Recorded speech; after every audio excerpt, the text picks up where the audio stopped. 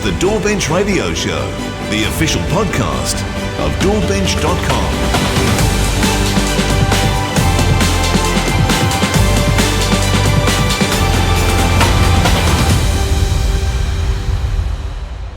Welcome to the DAWbench Radio Show.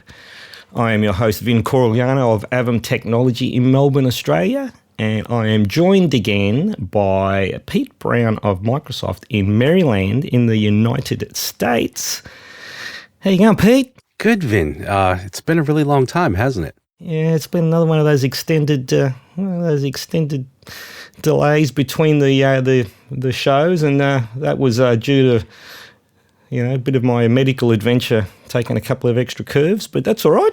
We're back. Yeah, now we just have more stuff to talk about, so it's all good. I'm not going to be boring anyone with any of the medical adventure stuff today. I think the last time I said I was heading down Conrod Straight and about to go through the chase and into the last corner, so I've gone through all of that and crossed the finish line, so I'm all right. So nice. Thankfully, all of that stuff is behind me, so we can, head down, eyes forward is what I tend to say now about all of that, which is good. So that chapter's closed, Pete.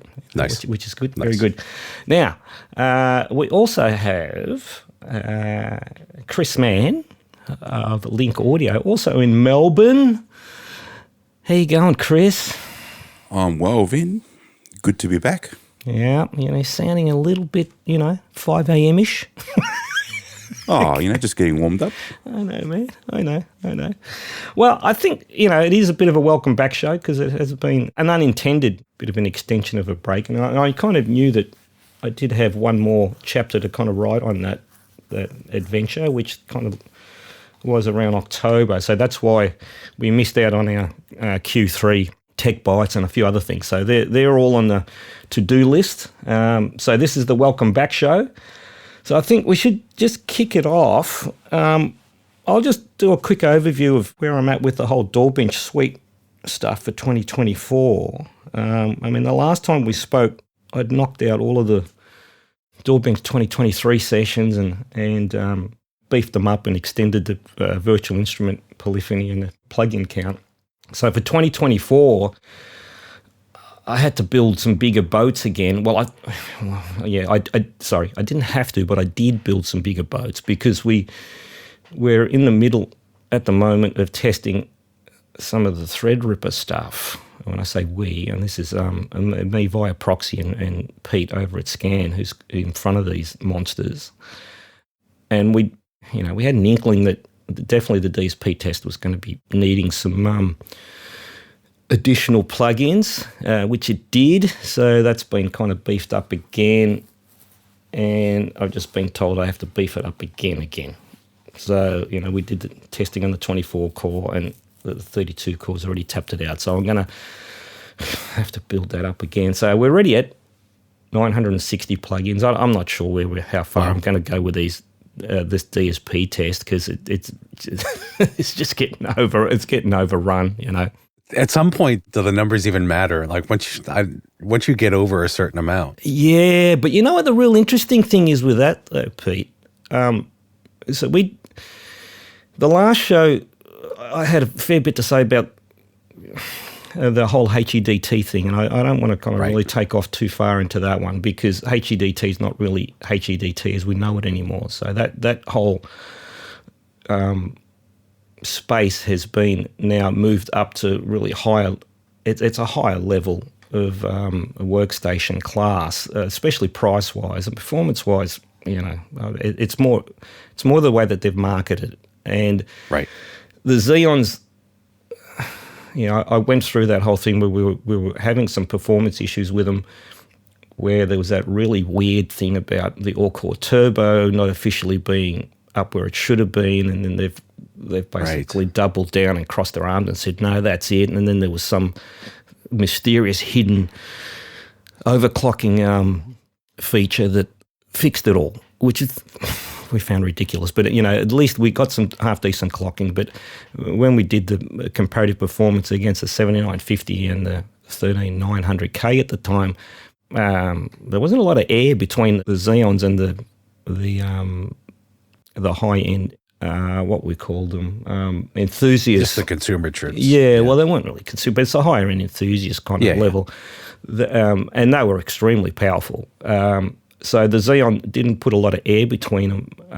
And that's probably, there's some stuff going on there where the clocking wasn't as high, so the IPC and the single core stuff wasn't as strong.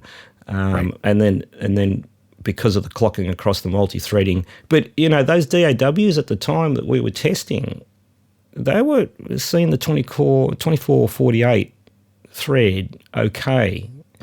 So then we fast-forwarded to the Threadripper, and we thought, okay, they're starting at 24 cores, where the Xeon started at 12 and went to 24. AMD released the Threadripper, which I'll go through a little bit more in detail, but they started 24, and then there's a 32 and there's a 64. And so we thought, okay, I'm going to beef up these sessions. DSP, as I said, has already been exhausted, so I'm still trying to build an even bigger boat for that one. The VI test, we went from, before I tell you how far I've gone up with the VI test, this is a real interesting one because I've been building up some of these sessions in other DAWs. So I'm extending the suite to some other DAWs, and that's been Cubase and Studio One for different reasons. But I've been working steadily on the Studio One VI. The plugin one's already done; they're already signed off. At 960 plugins, I might have to extend them again. But the VI one. The last time I did a VI test for Studio One was 2014. Oh, wow. Yeah. And so I pulled up that template and then updated it all. And back then it had the multi-part contacts. So there was only 4 or 5 instances of contact total with 16 instruments in each. So we went from 1,600 note additional polyphony. Well, the current one is 16,000. So if that's not giving you a bit of a timestamp of how far we've come in 10 years, I don't know what is. Yeah. So we've got, the additional polyphony back in 2014 with whatever the architectures were back then, we were not exhausting 1,600 notes of additional polyphony. And here we are in 2024, we're up around 16,000. So that's an amazing kind of improvement in straight-out performance overhead. You kind of expect it, but a lot of people don't realize that the audio workload scaling has come just as far as games and everything else. So. Yeah. But then you've got some of the peanut gallery crossing their arms and saying, "Oh, well, nothing's really improved in real world DAW performance in the last 10 years." I've gone, "What? Seriously?" I mean, there's something, something to be said there that I think they're not reading the room as well as they should be. But is there going to be that much of an improvement in real world? Not really, because it depends on your session logistics, and this is what we can get into a little bit further. But the interesting thing is that we got to the VI test, and the Threadrippers are not exhausting the test. They're not even exhausting the previous 12,800 note test. Really? No. So what we're finding, and this is early days, is that in the DSP, in the plugin test, this is just insane. The overhead's insane. The VI test, these Threadrippers with more cores are not keeping up with the Xeons, and even to the point where the 24 core is not keeping up with the 12 core. And I've thought, this is not going to go down well. Right. This is not going to go down well with the Amdian lobby, as I call it. The AMD fans are not going to be happy about this. They're going to sit there and try and pick holes through it. I'm like, well, it's an empirical test. It's not like we're trying to lean it one way or the other. These are the results we're getting, and it's also not. It's not able to play the session at all at the lower buffer at 64. Do you have any idea what might be the limiting factor there? Or I think it's the memory. Memory bandwidth. I think this is this early discussion that me and Peter having, because it became very evident once the DDR5 came into play, that it was memory bandwidth and throughput that was really important within that contact test. Right.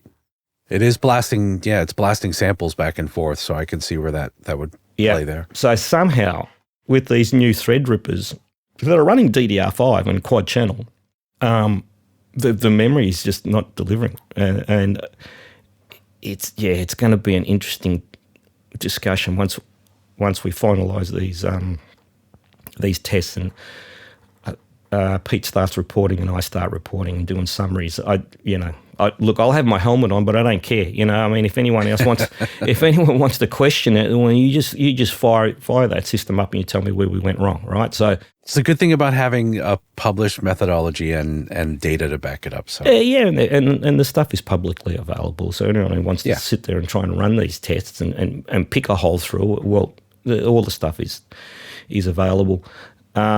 So in general, the DAW suite, the DAWbench suite, has, we've got the DSP, we now have got the bus test, and the bus test you can run in multiple ways, and then we've got the VI test. So it's pretty flexible. I mean, of course, people are still going, we need a track arming test, which was one of the suggestions a while back, and I just said, cool. Well, you work out the methodology of how I can run this test in an empirical manner and report the results, and I'll look at it. And there was one of the guys on one of the forums that had a go at running it, but I ran it past Pete, and we kind of went, we don't understand how we're going to be able to present this, and that went very, very quiet. And if you remember in the last show I was talking about, there was this other fella in Europe that had started a thread about, he was doing some DAW benchmarking. Right. And remember I was saying that they were all piling on they were all started piling onto this poor guy. And I said at the time, I hope he doesn't stop. I hope he continues with it. Yep. Dead air. So, the poor dude, he's put in this effort.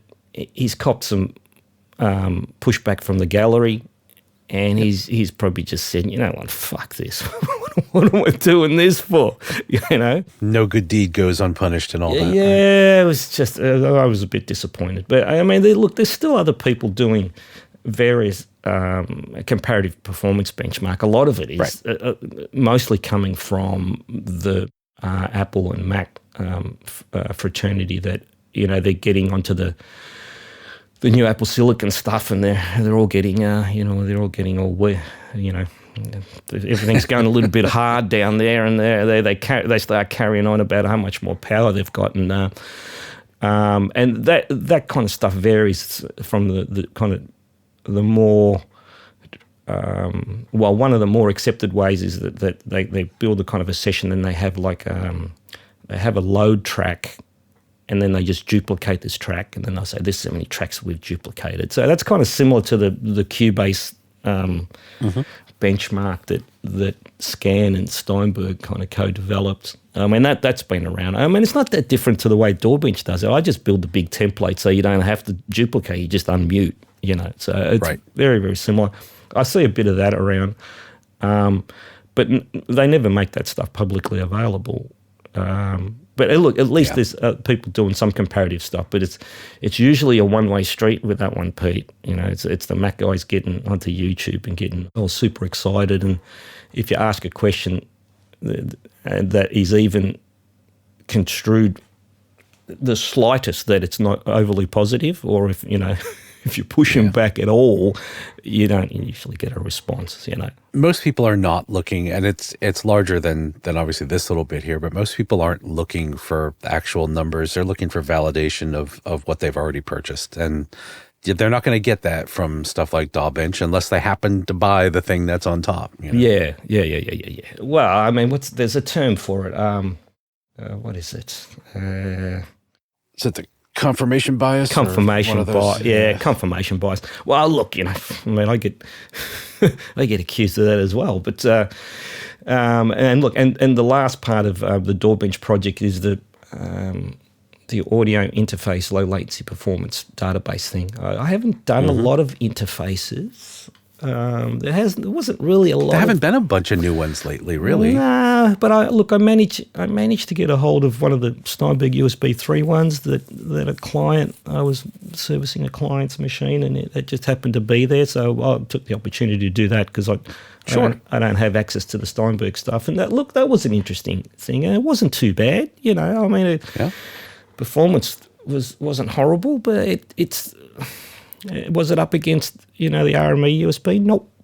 And it was definitely a USB 3 because I tried to run a USB 2 and it lost its mind. So it definitely needed USB 3. And it was fine. I mean, the performance was actually quite good, and that interface works very, very well within Cubase. But I'll get into some Cubase stuff a little bit later. I promise not too much. But there is some performance question marks over what's happening there, and that's pretty much about it. Interestingly, and again, in the last show, I was saying to you that I found that the people on social media were actually better behaved than forums, and you're going, really? And I went, yeah, they're usually better behaved when they're posting under their real name, and I think I jinxed myself, Pete.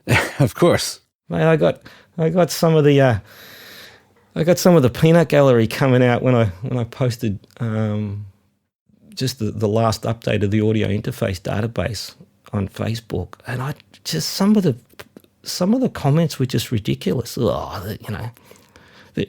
This thing's ridiculous. Why would anyone be paying any attention to this? This database is over 10 years old. I've gone, what the fuck are they talking about? Yeah. I had interfaces.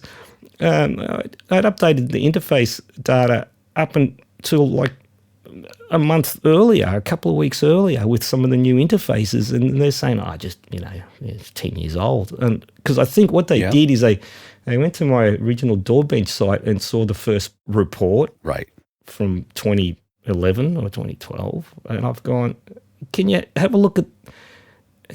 Have you looked at the chart? No. These people just skim and then decide to, dump, as they're flying past, they decide to dump, drop a couple of bombs onto the thing, and then they make idiots of themselves because I'm trying to remain polite, and I'm going, you guys need to read the database, but some of the other people reading in and commenting back weren't as polite to these people. But it's, the accusation was that I'm biased and the data is out of date. And I thought, yeah, okay, all right. So move on, next, Yep. All right. So look, DAWbench, it's ongoing. There's going to be plenty of stuff to talk about in the next a couple of months because there is a Xeon update.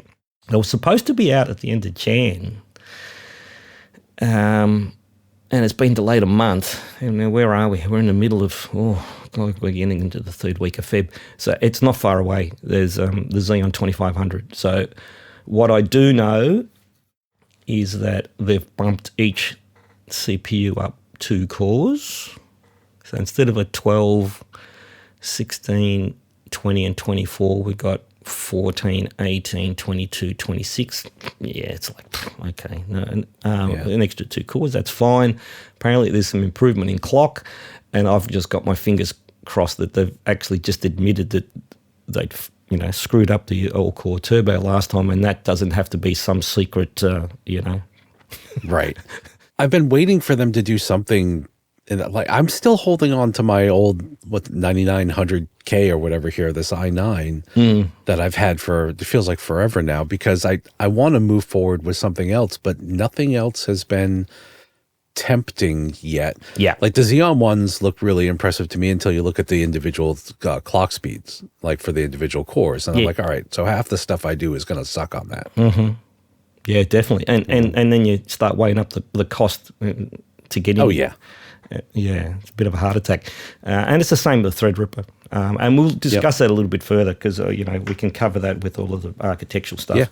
Yeah.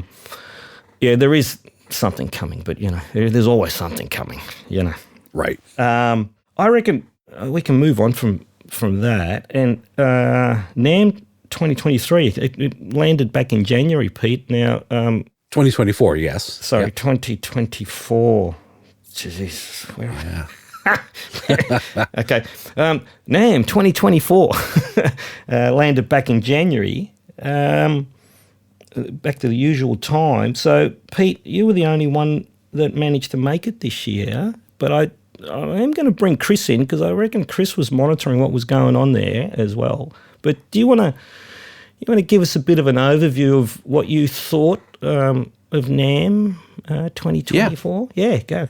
Yeah, so the first big takeaway was I did manage to avoid COVID and NAMthrax this time around, which is always a plus for the NAMM show. Yes. People probably thought I was a bit standoffish because I won't shake any hands anymore. A bit of a germaphobe. Nah, not even that. I'm just tired of bringing back freaking hot death when I come back to my house, right? So family's just about ready to kill me if I bring something else back. So that was good. So I didn't bring anything back for like the first time since 2015, which is pleasant. Really? You'd get sick at NAMM pretty much every year. I would either the airport or the show or something. I would pick up something every single year. Oh boy, yeah. Yeah. And there's a reason they call it NAMthrax. Right.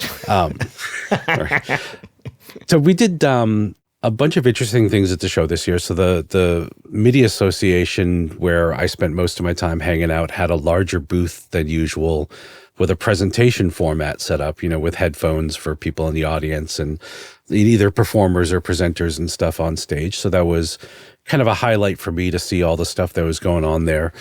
And I did a presentation on MIDI 2.0 on Windows, and I had a prototype of Heel Bremer's multi-track studio using our new API, and also a prototype of Cubase 13 using our new API as well. So that was nice to show some of those things were real, and it was good to finally get that in front of an audience, and the reaction there was really good. They had and then there was a bunch of other cool stuff from the MIDI Association and related booths, and their video is all up on YouTube there.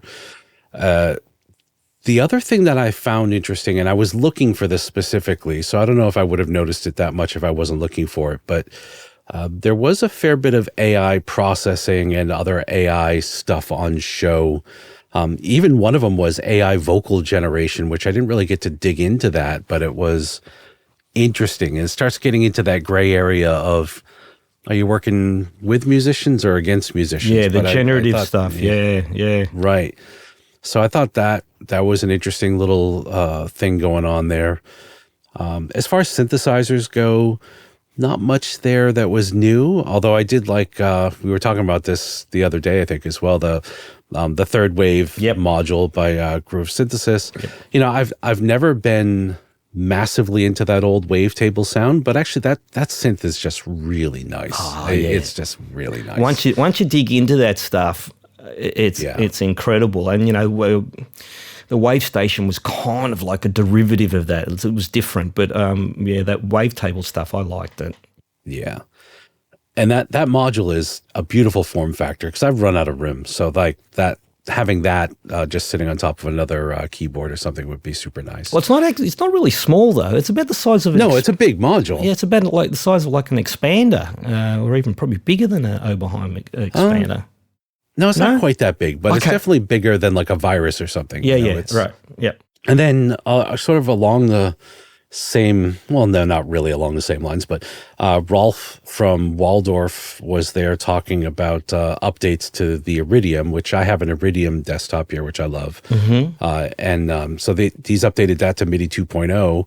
And I have a beta of that firmware running here that works with everything I'm doing with it. And I just wanted to call them out because it's unusual to see companies investing in brand new features, like something as core as the MIDI support in an in-market product. And, props to Waldorf for going through the effort and expense on their part to make that available to all their customers for free. So that's unusual and I think deserves a shout out. Yep.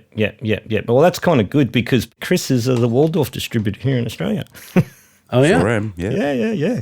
Nice. And speaking of those, so that I know this is a topic you want to cover after this, so I'll just kind of chuck this out here. But one thing I did notice is that Waldorf and Modal and Focusrite and Nord and Novation, Studio Logic, and several other companies were all in the same kind of box in the middle of the floor under American Music and Sound, which, has always been discussed as a distributor, but started to feel almost ownership-y in the way it was being presented. So Okay. I don't know what's happening in that area. That's but, an interesting one. Yeah. So was the show, was it as large as what you'd expected? Because this was the discussion we had last time. We were debating whether it was just getting too expensive for the shows to be, big anymore. So was there a good representation at the show this year? I was surprised. It's still not as big as it was in the heyday. Like, there's no basement room, and the Marriott's not all bought out by Yamaha and stuff. Right. But last year, I kind of thought the show was on its last legs. Like, I really debated even bothering to go this year. But I'm glad I did, because there was quite a bit more activity again. And what I was seeing is more groups of smaller companies sort of going in on it together, and kind of all rooming in the same block in the middle of the floor, right? Okay. In different areas. So there was more of that, which makes sense when you're a small company. Yeah. And then I was seeing in general more small synthesizer companies that, some that had been there before, like Musonics, which used to be a suit and tie guy, and other ones showing off some more boutique things they're doing. What I didn't see so much this year were, like, if I remember correctly, Presonus wasn't there, right? So they didn't have a section over in the other hall with all the audio interfaces and stuff. There was actually quite a bit less representation of just audio interfaces and peripherals in general. Right. Okay. So the music technology stuff was down a bit. Okay. Yeah. All right. Well, I mean, let's bring in Chris, because you mentioned a couple of products that he's actually directly involved with. Now, I know you weren't there, Chris, but did you have any thoughts from NAMM this year? Yes. So the large Australian cohort, most of them came back with COVID. That's the first thing. No. Sorry, man. No, it's No, not. a lot. It's not COVID. It's got a new name now. Come on. Pete mentioned it. Namthrax is Namthrax. Namthrax, yes. Oh, that's That's different. a different thing. Oh, yeah, that's different from COVID. I'm just going to call it Namthrax. We'll call it Namthrax. It's all the same, right? Yeah, Sure. It's unpleasant. Yeah, unpleasant. Yep. So I think there was a fair bit of that came back, which was including my business partner Michael. He came back pretty ill as well. But yeah, last year I was there and it was pretty quiet. There was a lot of large companies not there. Presonus, Fender. The Yamaha stand was sort of half the size, if not a quarter of what it usually was. So there was a little bit of, we're not sure about this show being an international show anymore. But speaking to Michael as he came back, he said, no, the vibe was good. There was a lot of people around again. It felt like close to an old NAMM show. You did mention Waldorf, and for us too, companies like SPL were present that haven't been present for quite some time. So that's positive. I think when you're seeing that that's a good sign. But there are still some large companies like Fender, like Presonus, that are still not in the show, and maybe next year they'll change their minds that they've seen a little bit of a peak. Let's hope so, because I think for everyone it's good that large companies are still present and people are able to go and have a look at new stuff and talk to people. So it seemed like it was a good show, much better than last year, and maybe the back to January was a good thing. Yeah. Yeah. I'd say the one thing that really has changed about NAMM, though, is that companies aren't bothering to wait to release things for NAMM anymore. They're just release. So you lack that big splash that NAMM always had, where everybody released their new product at the end of December or the middle of January, and then everybody got to see the new stuff at the NAMM show. That hasn't been happening now for a few years. Yeah. I noticed that as well when I was looking at the Gearspace NAMM thread. I thought, right, okay, let's see what people are going to throw out, and I'm like, yeah, it's headphones, microphones. There wasn't much. There wasn't, I don't think there was even any software. No. Oh, actually, no. There was a couple, but it was like you said, I mean, these people just release them when they release now. So, it's not like the big reveal, Remember the crazy big reveals and it's all kind of hush-hush and everyone's under NDA and all the rest of the stuff. And then they do these big reveals. It's all year round now, isn't it? It's literally any time of the year and a big emphasis on social media push. Yep. And the other thing is that, and thankfully, is all the vaporware has disappeared. And when I mean by vaporware, it's like, they'll announce something at NAMM and they've got these, alpha, beta, probably more alpha, almost just off breadboard prototypes. And then the thing doesn't come out for 12 months. And by that time, everyone's like, Well, there's a little bit of that that's still Is going on. there? Really? I didn't. Yeah, we won't name any manufacturers, but there's still a fair bit of that stuff. Is there? Okay. Well, Just not it's not the NAMM-centric approach where throw something out there, get everybody excited at the show, and then leave. Now it's put out teaser videos for like a freaking year, and then eventually maybe like release something. Okay, I get you. Yeah. So it's not the NAMM reveal. It's the YouTube reveal. So, look, I don't mind that. Less sham wow, right, and more just the product's available. More wow, yeah. Yeah, more wow, less sham. Hang on, I should copyright that one. There you go. Make a jingle out of that one. Make a jingle out of it. Yeah. Well, look. Okay. Well, that's a bit of a wrap up for NAMM.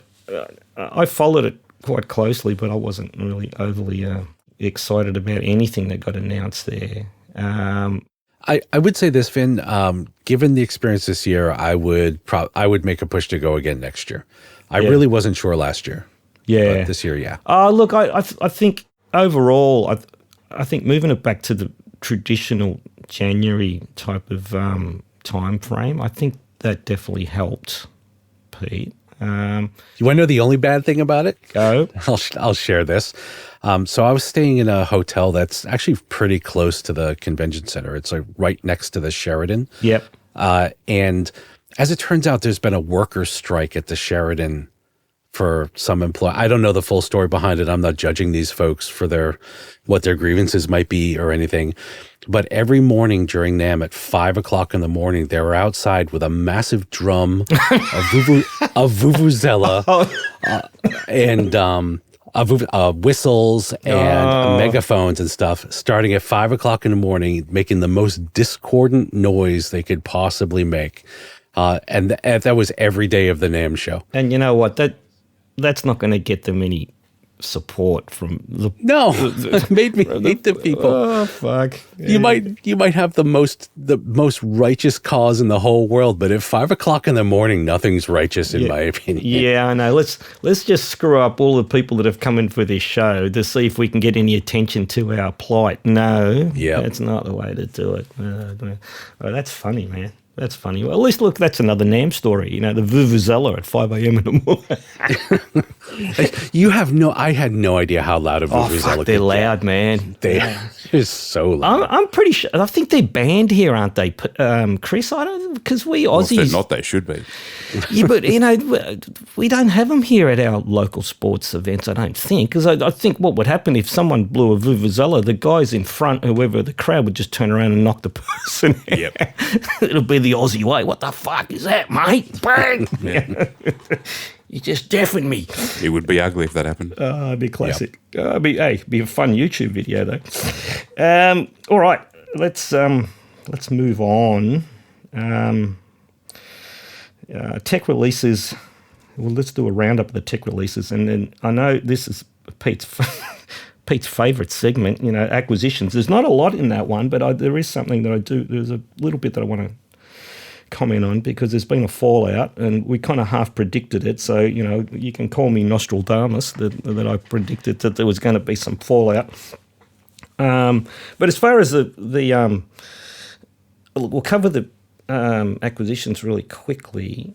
We did report that Moog was acquired by InMusic, and I remember there was a little bit of, intrepidation. Is that the word? We were a little bit intrepidation about it, and we were proved correct because the fallout for that one, unfortunately for the employees of Moog, in the United States is that they're shutting down the manufacturing in the US and they're moving it to, I can't remember what country, Pete. Can you remember what country they're moving it to? Was it I don't remember. Taiwan.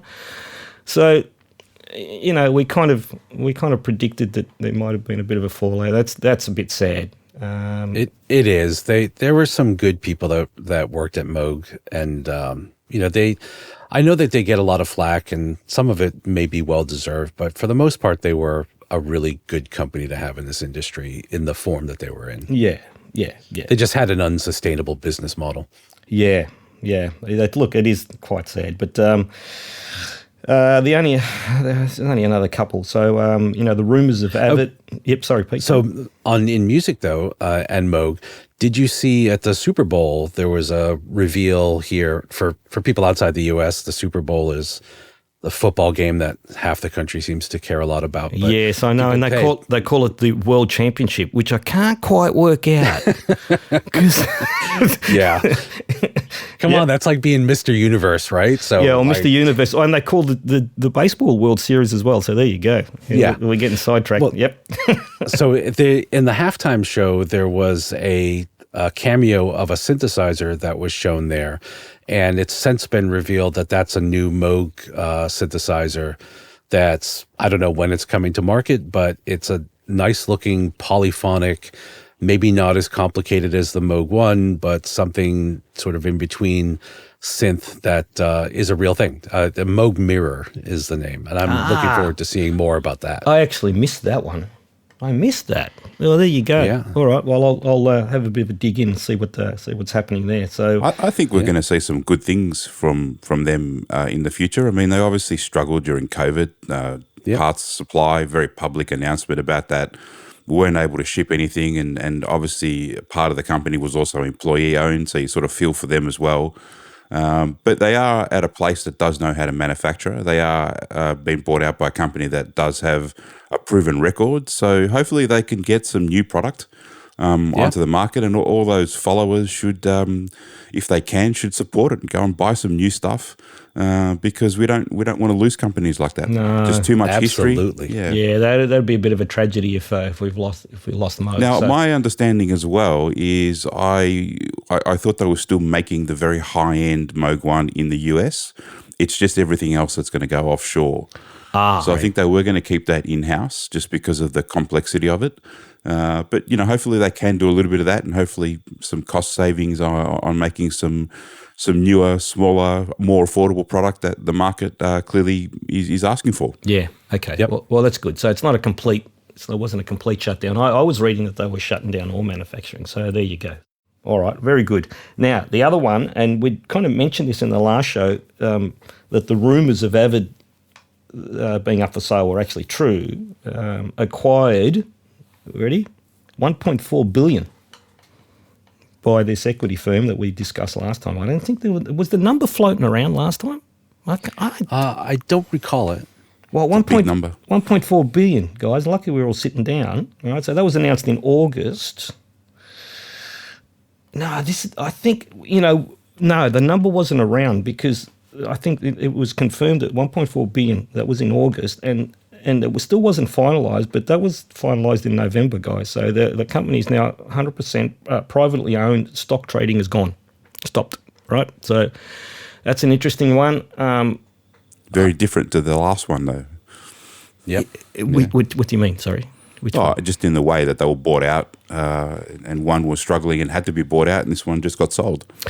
Oh, you mean like with DigiDesign, you mean? When Yeah. DigiDesign was bought out by Avid, and that was like bought out in 1996. Who knew? They didn't change the name till 2010, I'm actually, Avid is an impressive company, but that valuation, I'm obviously way out of my league on this, but that's just stunning to me. That is incredible. So they've obviously seeing something, or someone's going to lose their pants. Like I think that's almost as much as Yamaha's music division is worth, or getting close. Like, that's just surprising to me. Yeah. A big chunk of it is large live consoles, though. I mean, in that area, they're doing spectacularly well worldwide.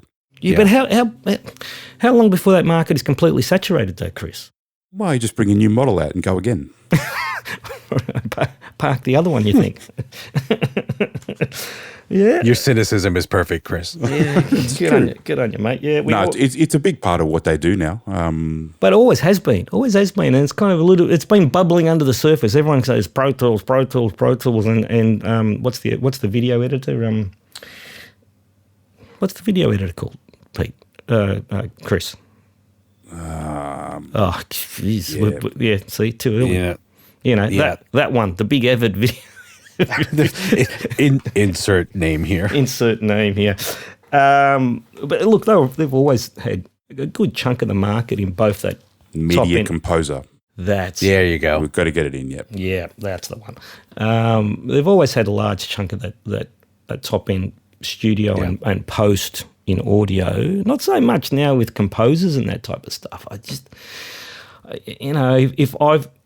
if I'm reading the room, there is not a lot of activity there. I've still got a good core of Pro Tools users that have stuck with it, but I don't get new guys coming in going, hey man, I've just gone to Pro Tools. There's definitely the love's been spread around there. Do a lot of schools and labs and stuff teaching Pro Tools, big licenses. Yeah. A lot of studios. Yeah, this is just one of those things that the typical prosumer musician isn't necessarily going to run across, because it does tend to be more studio and lab and stuff like what Chris was saying. Yeah. Well, and look, just real quickly, the last acquisition, and this was only in December, and I didn't. This one kind of slipped under my radar, and then I when I was doing some researching for, I think I was reading about the Moog, the final Moog acquisition. Every time you pronounce that Moog, like somebody goes and writes you an angry comment. Moog. Sorry, Moog. Moog. Yes. Mackie is a good old Australian company. They acquired Rode microphones in December. Now, did you know about that, Chris? It's the other way around, right? Yes, Rode acquired Mackie. Yeah. Mackie acquired Rode. What? Well, how did I write that? Because it's too early in the morning. Rode, who's an Aussie company, acquired Mackie in December 2023. Now, Chris, did you know about that? I read about it. Poor old Mackie, it's pass a parcel. This has happened a lot to them. But we'll see where this goes. This is a strange one. Rode are very innovative in what they do. I'm not sure the reason why. I would imagine they could develop any product that Mackie already make themselves. So it is an interesting one.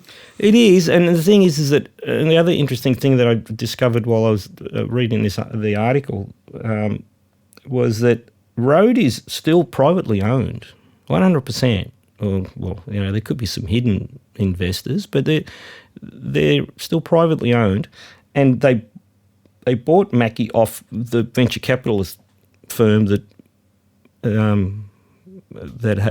owned Mackie. So I don't know. Were they in trouble, Chris? I don't know. Well, there's been a little bit of new product development from Mackie, so I don't know. In trouble? Don't think so. But it is a baffling one. I'm not really sure where that's going to go. Usually that happens because there's either some employees or some IP that the purchasing company wants to get a hold of. Yeah. Because like you said, like the Rode, I know we're all pronouncing Rode incorrectly. It's got some weird accent on the O, but they could develop anything that they could purchase from Mackie. So there's got to be IP or people or something that they want to get out of that. You reckon Rode could develop mixers? Yep. Have I been completely out of the loop here? Well, they've got a podcasting mixer that's pretty close. Oh, yeah, they do. Yeah, there you develop their own wireless. There's been a lot of innovative from that company, no doubt about it. But they don't have any analog mixers though. But like you said, they've got that podcasting. So they have now, right? Yeah. So that'll be one to watch, and that was an interesting one. So we Aussies, we've got some companies that kind of punch above their weight. That's one of them. Yeah, a lot of people don't realise things like Blackmagic Design is actually Australian. That's with DaVinci Resolve and all of that. It's more video space, but DaVinci Resolve has got the Fairlight audio engine sitting in it, and they actually give it away for free in the free version of DaVinci Resolve, and you're kind of like, oh, what? The Rode manufacturing plant in Sydney is very impressive. Is it? Yeah, there you go. Very impressive. Yeah. And the only other Aussie company that, I mean, there's probably way more, but the other one in our pro audio field that punches above its weight, that I was always a bit skeptical of whether they'd do anything, was Dante. And what's the company behind Dante?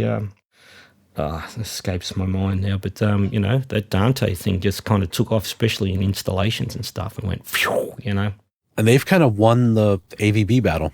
Like, there was something I was seeing just the other day about the installations of Dante versus AVB versus other stuff, and why we're not hearing anything about AVB anymore. Yeah, no. I remember that really early on, and having some discussion with some, music tech colleagues that, AVB's better. And I've gone, well, is it going to end up being a VHS versus beta? Scenario again? Yeah, AudioNet, that's it, yeah. Audinate. Audinate. AUD. That's the one. Yeah, sorry. Yeah. Look, and that can work in studio environments as well, as long as you have some type of accelerator on it, just a normal network connection, which works fine for live and installation. You don't want to try and run a studio environment with just the standard network. So you needed the DSP accelerator card, or RME have got their own kind of integration where they've got the Dante hardware running under their firmware and driver FPGA, and that one works really, really well, actually, the RME one. And then AudioNate actually stopped producing that DSP card for a while, which was a bit concerning, but they've re-released a new one with some updated spec. And so there you go, Aussie companies. Look, let's quickly just go new releases. So, Pro Tools is 2312. Probably the main feature that is included in that one, or they added in that one, was Atmos is now standard in Pro Tools, and people will probably think, really, is it only just now been standard? Well, yeah, because before it was an add-on, there was an additional add-on, but that's been integrated. Studio One 6.5, which Chris will be all over like a rash, seeing he's a Personas distributor. Surround and Atmos.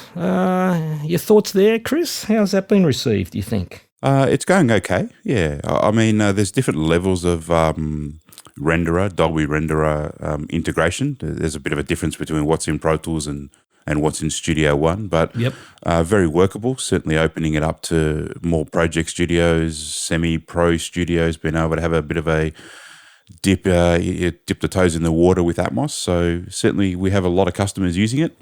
And seem to be using it pretty successfully. So early days still. It's literally only brand new, but well integrated. So pretty positive. Yeah. I've got a personal friend, as you know, that has made the move over to Studio One, and he's very quick. He's picked it up very, very quickly, and then he's pretty much made the decision within 1 or 2 weeks of working with it to say, that's it, that's my primary DAW now. And this is a guy that's moved from Cubase to Reaper and now to Studio One. So that's a pretty big thing for someone to move in those primary doors, and so quickly. And the draw for him was the new Atmos and Surround, because he works a lot in that. So there you go. So it's good. I think it's good. I think Studio One is just going from strength to strength. I very much like it. I've been spending a lot of time in it recently, doing those DAWbench sessions. Yeah, and very easy to get around. Yeah. If you're familiar with Cubase and I'm not familiar with Reaper, but I understand it's somewhat similar there. Moving to Studio One or moving from Studio One to Cubase, that's actually a fairly easy move, because conceptually they're very, very similar. Very, very and similar. For historical reasons, Yeah, they're very, very similar. I mean, to me, Studio One feels like Cubase with drag and drop. Share some DNA. Yeah, well, they share a lot of DNA because of Matthias, but Cubase with drag and drop, and this is the whole drag and drop idea. If you listen to the podcast that we did with Matthias, that was something that he actually presented to the Steinberg team while he was there, and they just said, "Nah," and he went, "Okay." Yeah, we'd rather put a whole lot of confusing icons everywhere. Yeah, yeah. Well, look, they didn't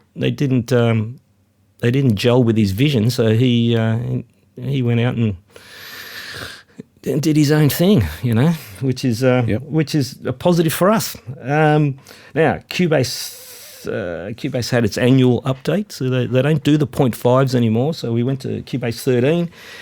A bit of a mixed bag there. They've decided to give us a new GUI that I don't know who asked for, but it's very flat and Ableton-like now. But apparently the kids like it. I'm looking at it going, yeah, why'd we do that? There's some other features as well, but I mean the core ones is, for me, the new GUI was one that went, okay. There's a lot of workflow improvements, which I'm not going to sit there in detail. Anyone can sit there and read those workflow improvements. Hybrid engine optimizations, apparently, it's not hybrid engine optimization, sorry, hybrid process optimization. So, that was the big thing that they said, that they've been working hard on getting the thread management to work better with the thread director and on those Intel processors.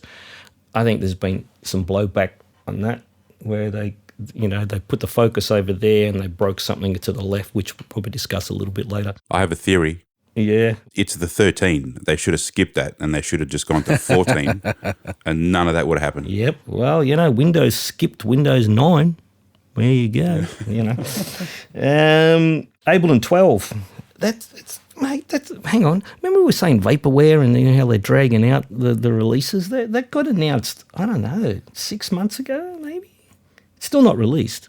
And there's not a lot going on there. I mean, all of the details have been finalised. There's some new MIDI tools, a couple of plugins and a synth, and I've gone, okay. And that's a 3-year. So they don't have a release cadence of every 12 months to major releases.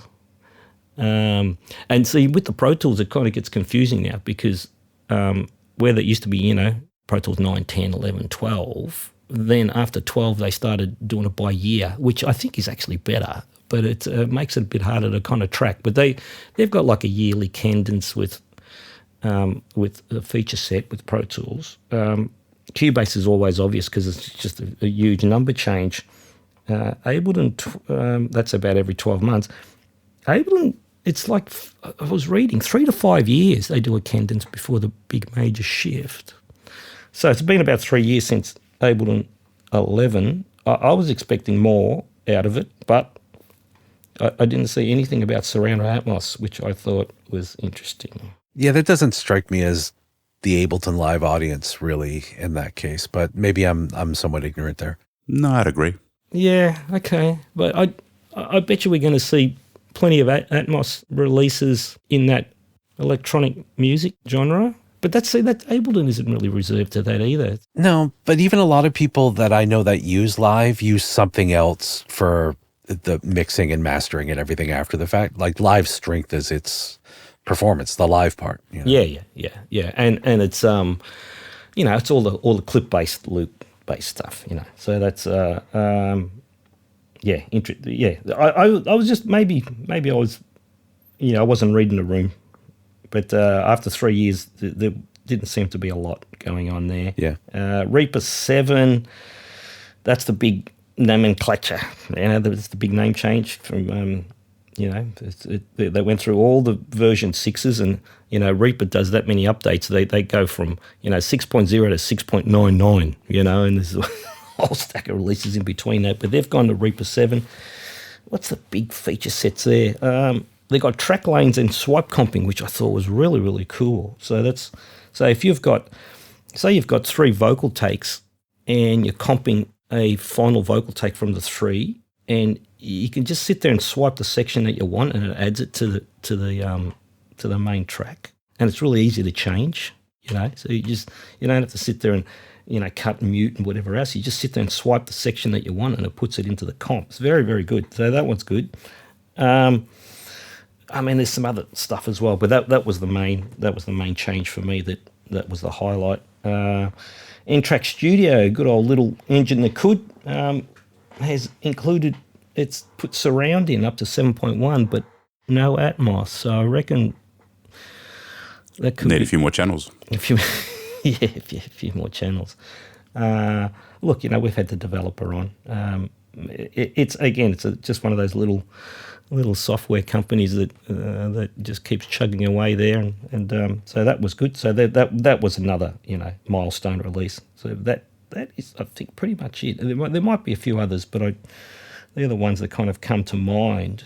So I think what we should do is move on to the emerging tech stuff, and I know, Chris, you've got some stuff that you want to share with that as well. So, Chris, Pete, let's start with you with MIDI 2. You kind of covered it a little bit earlier. Yeah. So what's happening there? I mean, how far are we from an official release in Windows? And can you give us some detail on that as well? Because I think you've told me you're actually going to backport that to Windows 10 as well, which I was very pleasantly surprised that you're going to be doing that. So yeah, that's later this year. I don't have an exact date yet because we're trying to figure out the right release vehicle for this. So is it gonna be before 24 H2? It'll probably be towards the end of the year here. So okay, so it's gonna be in with that big H2 release. Yeah. Okay. All right. Maybe. So we're looking at different release vehicles for this because we have to be able to ship it out of band to hit Windows 10 as well. So we're looking at different approaches for that. Windows got new leadership lately, and then all those the vehicles that we have for releasing new code have changed a bit, and so we're kind of working our way through it. Okay. But yes, it'll support the latest supported Windows 10 as well as the latest Windows 11, whichever ones are currently in support. Yeah. And then somebody had asked me, like, is it going to support Windows 7? It's like, no, sorry, it's not going to support Windows 7. Like, technically, I can't do it for the technical reasons, but also just we can't service the old stuff. That was a bridge too far, that one. But it was funny that they asked, hey, man, yeah, it is. Are you going to port that back to Windows 7? It's like, come on, man. I fought for Windows 10 support here. So like that's as far back as I can go. So that'll be out later this year. But the big thing that comes with that people may not be aware of is a lot of the older MIDI APIs get benefits as part of this, including multi-client, like being able to have multiple apps talk to the same device, and is speed benefit, a bunch of other stuff that I've talked about a million times and we'll talk about maybe in an upcoming show that I think are important even if you don't yet have a MIDI 2.0 device. So I'm pretty excited about that. And then on the MIDI 2.0 front specifically, the network MIDI specification is just about done. Like it's technically finished. It just, people are doing final editing and stuff on it. Then it has to go to a vote. And once that goes out, then companies will be able to do Wi-Fi and Ethernet network MIDI 2.0. And this is so much easier and faster and more robust than RTP MIDI is today. So I'm really looking forward to that. Okay, well that's good. That's good. Yeah. All promising. Eyes forward. That's head down, eyes forward.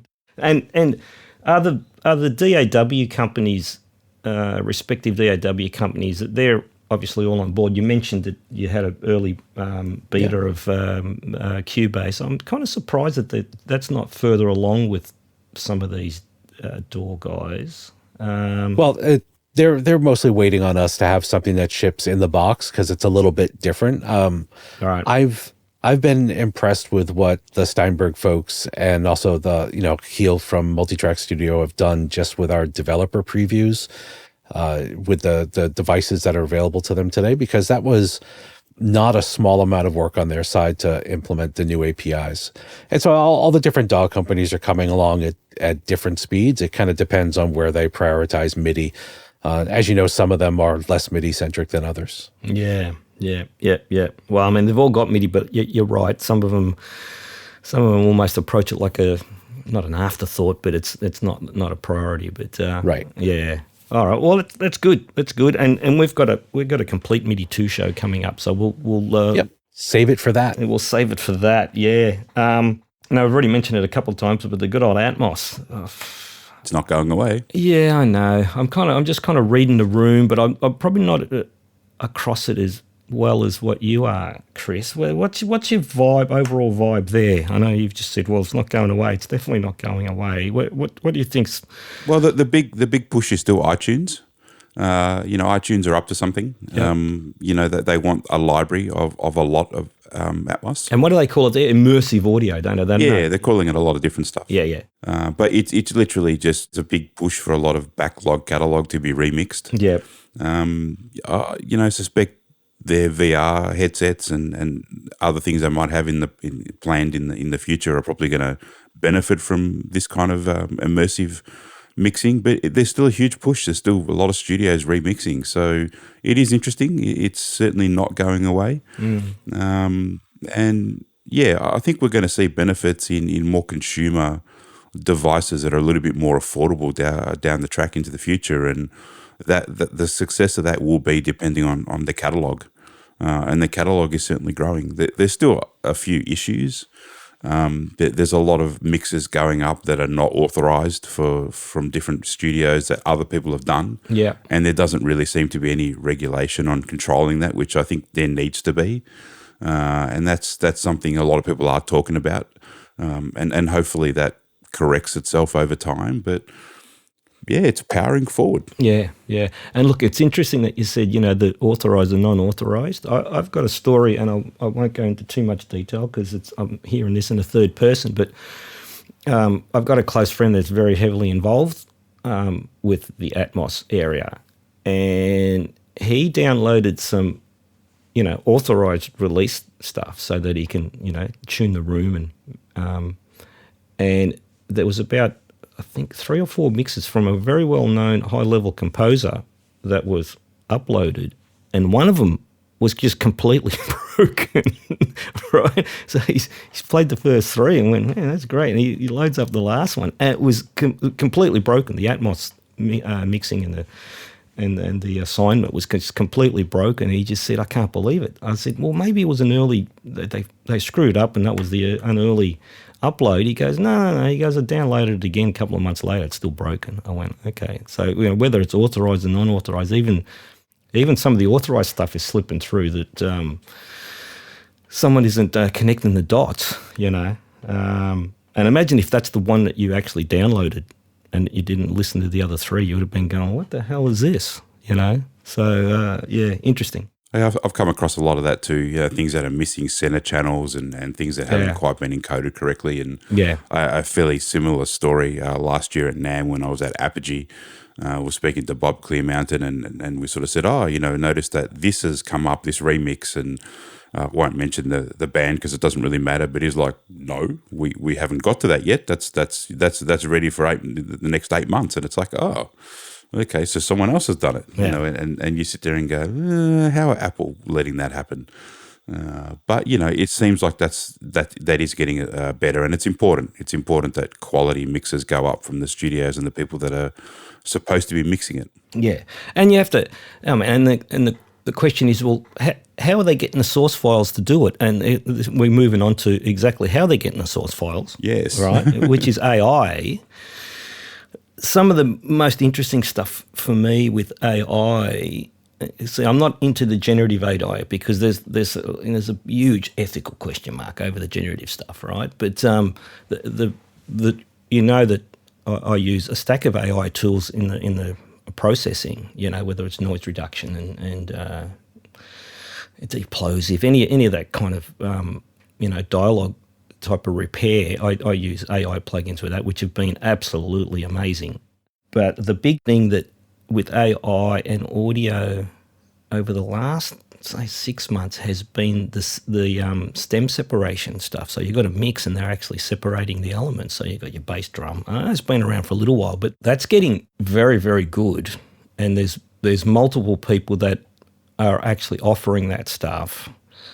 And even the freeware stuff is quite good, but it's not in real time, all right? Where the more commercial stuff is actually in real time. And then it's separating all the stems, and that's where they're getting the source material, guys, to do these unauthorized AI stuff. Well, that's what I suspect anyway, And apart from that, I'm still, vertically still out for me whether AI is going to run over the top of everyone in as far as creating actual original content. That's a whole nother show. It is. I haven't heard anything that's kind of knocked me. I mean, the voice processing stuff where they can, and again, this is the stuff that we've discussed before. That stuff is almost got to the point where it's scary. But I'm not convinced that they've reached the actual song from start to finish. No, but you did see the video generation stuff, right? Which is getting so close. I sent you that one. That was kind of scary close. I don't know, Chris. I should send this to you. This is it was ChatGPT that did it, didn't it? They put this. I think it's ChatGPT. There's something built on that, but it's. They would prompt a video creation, and there's one of like a woman walking down the street in Tokyo, and until you see the legs actually switch ankles there at one point. In one point, yeah. But you know what? I noticed that as well. But so just to fill Chris in, it's video generated by text. So you type in. So the text was woman, well dressed, walking down the main street of Tokyo. Lots of neon. And crowds, and then they generated it, and it's that lifelike. Chris, I've got to tell you, I'm like going, scary. I got to send this to Pete.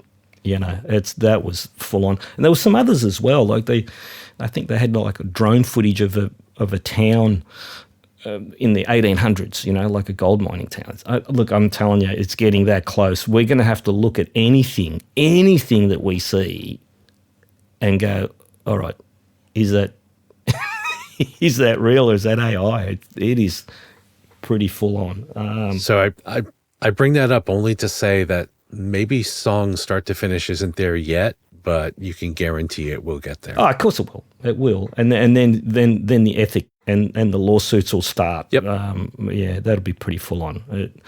That'll be an interesting one to watch. So the other, again, emerging tech, clap. And that's not clapping your hands. That's the, clap. Clap is the plugin format that was introduced. Mate, has it been 2 years, Pete? It's been around a little. I think it's been about 2 years. Yeah.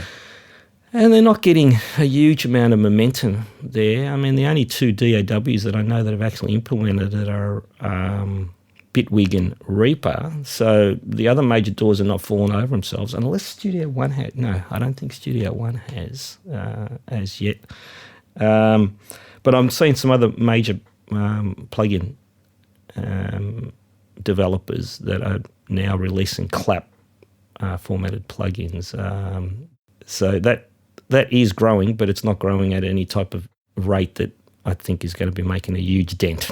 It's a big hill for them to climb. There's an incumbent in the space, and going up against that's super hard. Well, they'll never overtake VST. They just won't, because VST is just so heavily embedded, and people will argue whether it's good, bad, or indifferent. Right? Yep. It's not about best format wins. It's momentum and where people are. Yeah. And so I mean, they've got to try and tackle something that's been very heavily embedded since 1998 or so. So that's going to be, it's going to be, like you said, it's going to be a tough hill to climb. But look, more power to them. I mean, there's some really nice features in the clap spec, but it's just not generating this huge momentum. And then I'm going to move on to the last one, which we've been talking about for years. And yes, the guys are queued to come on the show. I'm just trying to work out a good time frame to have them on. Is GPU audio. Now, Chris, you've been playing with GPU audio, Chris, on the Apple Silicon. You want to give us a bit of a heads up on how you found it? Yeah, I've been following it pretty closely since the early announcements. Yep. It's been of a bit of an interest to me, mostly because, and we'll probably touch on this a little bit later too, but we're seeing big performance advancements on Apple Silicon with GPU cores, with video and 3D work and render work and photography. Mm-hmm. And we're not really seeing any big advancements with anything in DAW land as far as using that extra processing power that's available. Right. So GPU audio always seemed to me like a bit of a bridging that gap a little bit into seeing, is there some available power that we have that we can be using? Up until very recently, there hasn't been anything that you can really test, but there's been a couple of NAMM announcements. So there's now 3 different products that are GPU audio powered. The only one that's working is the Vienna powerhouse. So the Vienna Symphonic Library has now got available their MIR Pro 3D software application to be GPU powered. Yeah, which is just to explain to the guys, it's a convolution verb, right? It is. It's a monster piece of software, something I never really played with before. But the way it works is you have an effect, I guess VST, that you drag into your channel in your DAW, any DAW, it doesn't really matter. And it pipes the audio through to a standalone application. So MIR Pro 3D is a standalone application that works next to your DAW. Mm-hmm. And every time you add the plugin in your DAW, it pipes it through. It's very clever. Yep. And very low latency. And it starts to build all your tracks in its own application. Then you can do things like load venues, of which they've gone and done many impulse response tests or measurements on. And you got a 3D stage and 3D seating of a lot of different venues. And of course, you got to pay for all those. But you can place orchestra instruments on the stage in the way that you would place a traditional orchestra with chairs and exactly where you want them. And the IR response, reverbs, and acoustic properties are the thing that is benefiting from the GPU audio. So I loaded the 27-track demo that they had, and anyone can do it, actually. It's all 30-day free trial if anyone's particularly interested. And on our little baby M1 Mac, when you load the application and start piping audio and actually playing the audio in your DAW, you will get spikes of 60, 70% CPU usage just from the application running those 27 tracks. There's an enormous amount of processing that's obviously going on in the background to get all those room responses. But the thing that's now available is their powerhouse add-on. So it's an additional cost. It's about 165 euros or something, and it gives you the big GPU button. And any Apple Silicon machine, literally you hit it, and when we hit it on my one, it literally dropped the CPU usage, 40 to 50%. But just to be very clear on that, it's not the performance metering in the DAW that's dropping. It's the overall CPU usage that the standalone application is using. Yep. Which, is also, when you've got that in play, it's kind of important that you need to be measuring your CPU usage a little closer, because a background application can overtake you, and your single core performance metering in your DAWs can spike very quickly. Initial testing on it it's quite unbelievable, because we have spoken before that those little baby M1s are not the most powerful machines out there. So to be able to run something like that in the background and get that additional boost of taking that away is seriously impressive. It also works well on Windows. I have also tried that just a couple of days ago. There are some specifications that one needs to adhere to, so it's only certain NVIDIA and AMD series of RTX cards that work. I was pretty excited by the M1 thing and decided that one night last week, very late, I would try it on my Mac Pro and see what I could muster up, with my dual W5700X cards in there. Yep. Only to be, shattered that there is no support for Mac Intel external GPUs. So that's disappointing. I did write them an email and I said, what's going on here? I've got all this GPU power and I'm kind of interested. And they went, no, that's not something we're developing at the moment, which struck me as a little bit weird, because there is RX 5000 series support on Windows. But obviously what's in Mac Pros is an MPX card. It's a little bit custom as far as the graphics card, with all the Thunderbolt connectivity at the back of it. But it is it's a real good step forward. There is seriously, it's very, very stable. I was flicking between CPU and GPU load multiple times trying to crash it, and it wouldn't crash. You would just hear a little click in the playback every time it switched. So really interesting. There's 2 other products that they have announced, including a big reverb from a company called Living Sky. And I think there is also another company called Swarm Strings, which I think is a sampler. Right. They're just been announced, and I don't think they're available to buy yet. But it's an interesting space, and I hope they do well, and I hope they keep expanding into possibly allowing a lot bigger, broad product range to work. I'm pretty interested in the Living Sky reverb because it's going to be that's an immersive reverb, so that allows 64 channels of audio in and out of that, and it's going to be interesting to see whether these next 2 are actually VST instruments hosted inside the DAW, and how that plays out, whether that GPU processing can happen inside the DAW, or whether we're just really looking at this application being something that works when the instrument or the application you're using is external to the DAW.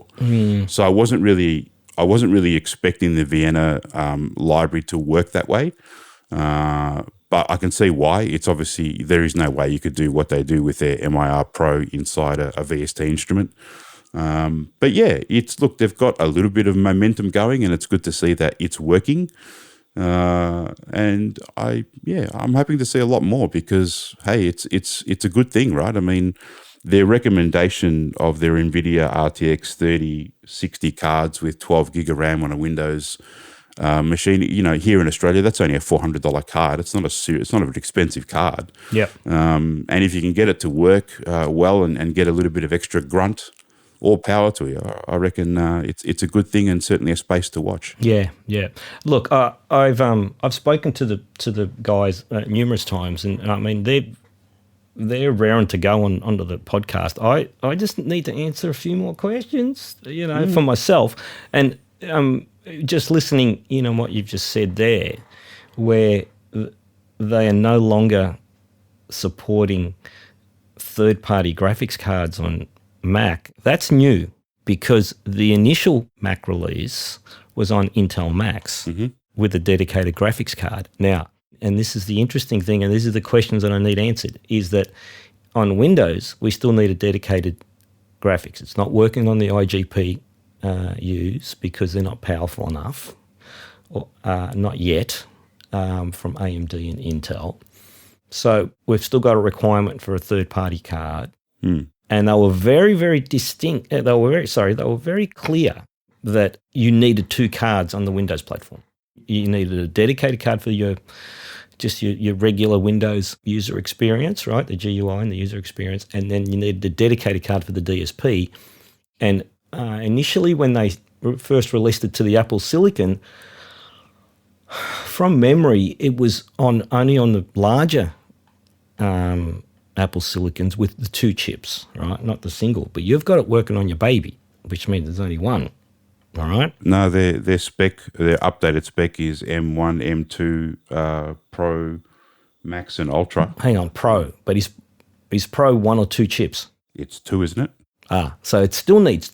Here we go. See, this is what I need answered. Is GPU audio still needing a dedicated GPU?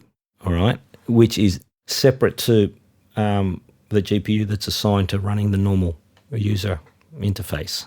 That's the question that I need answered.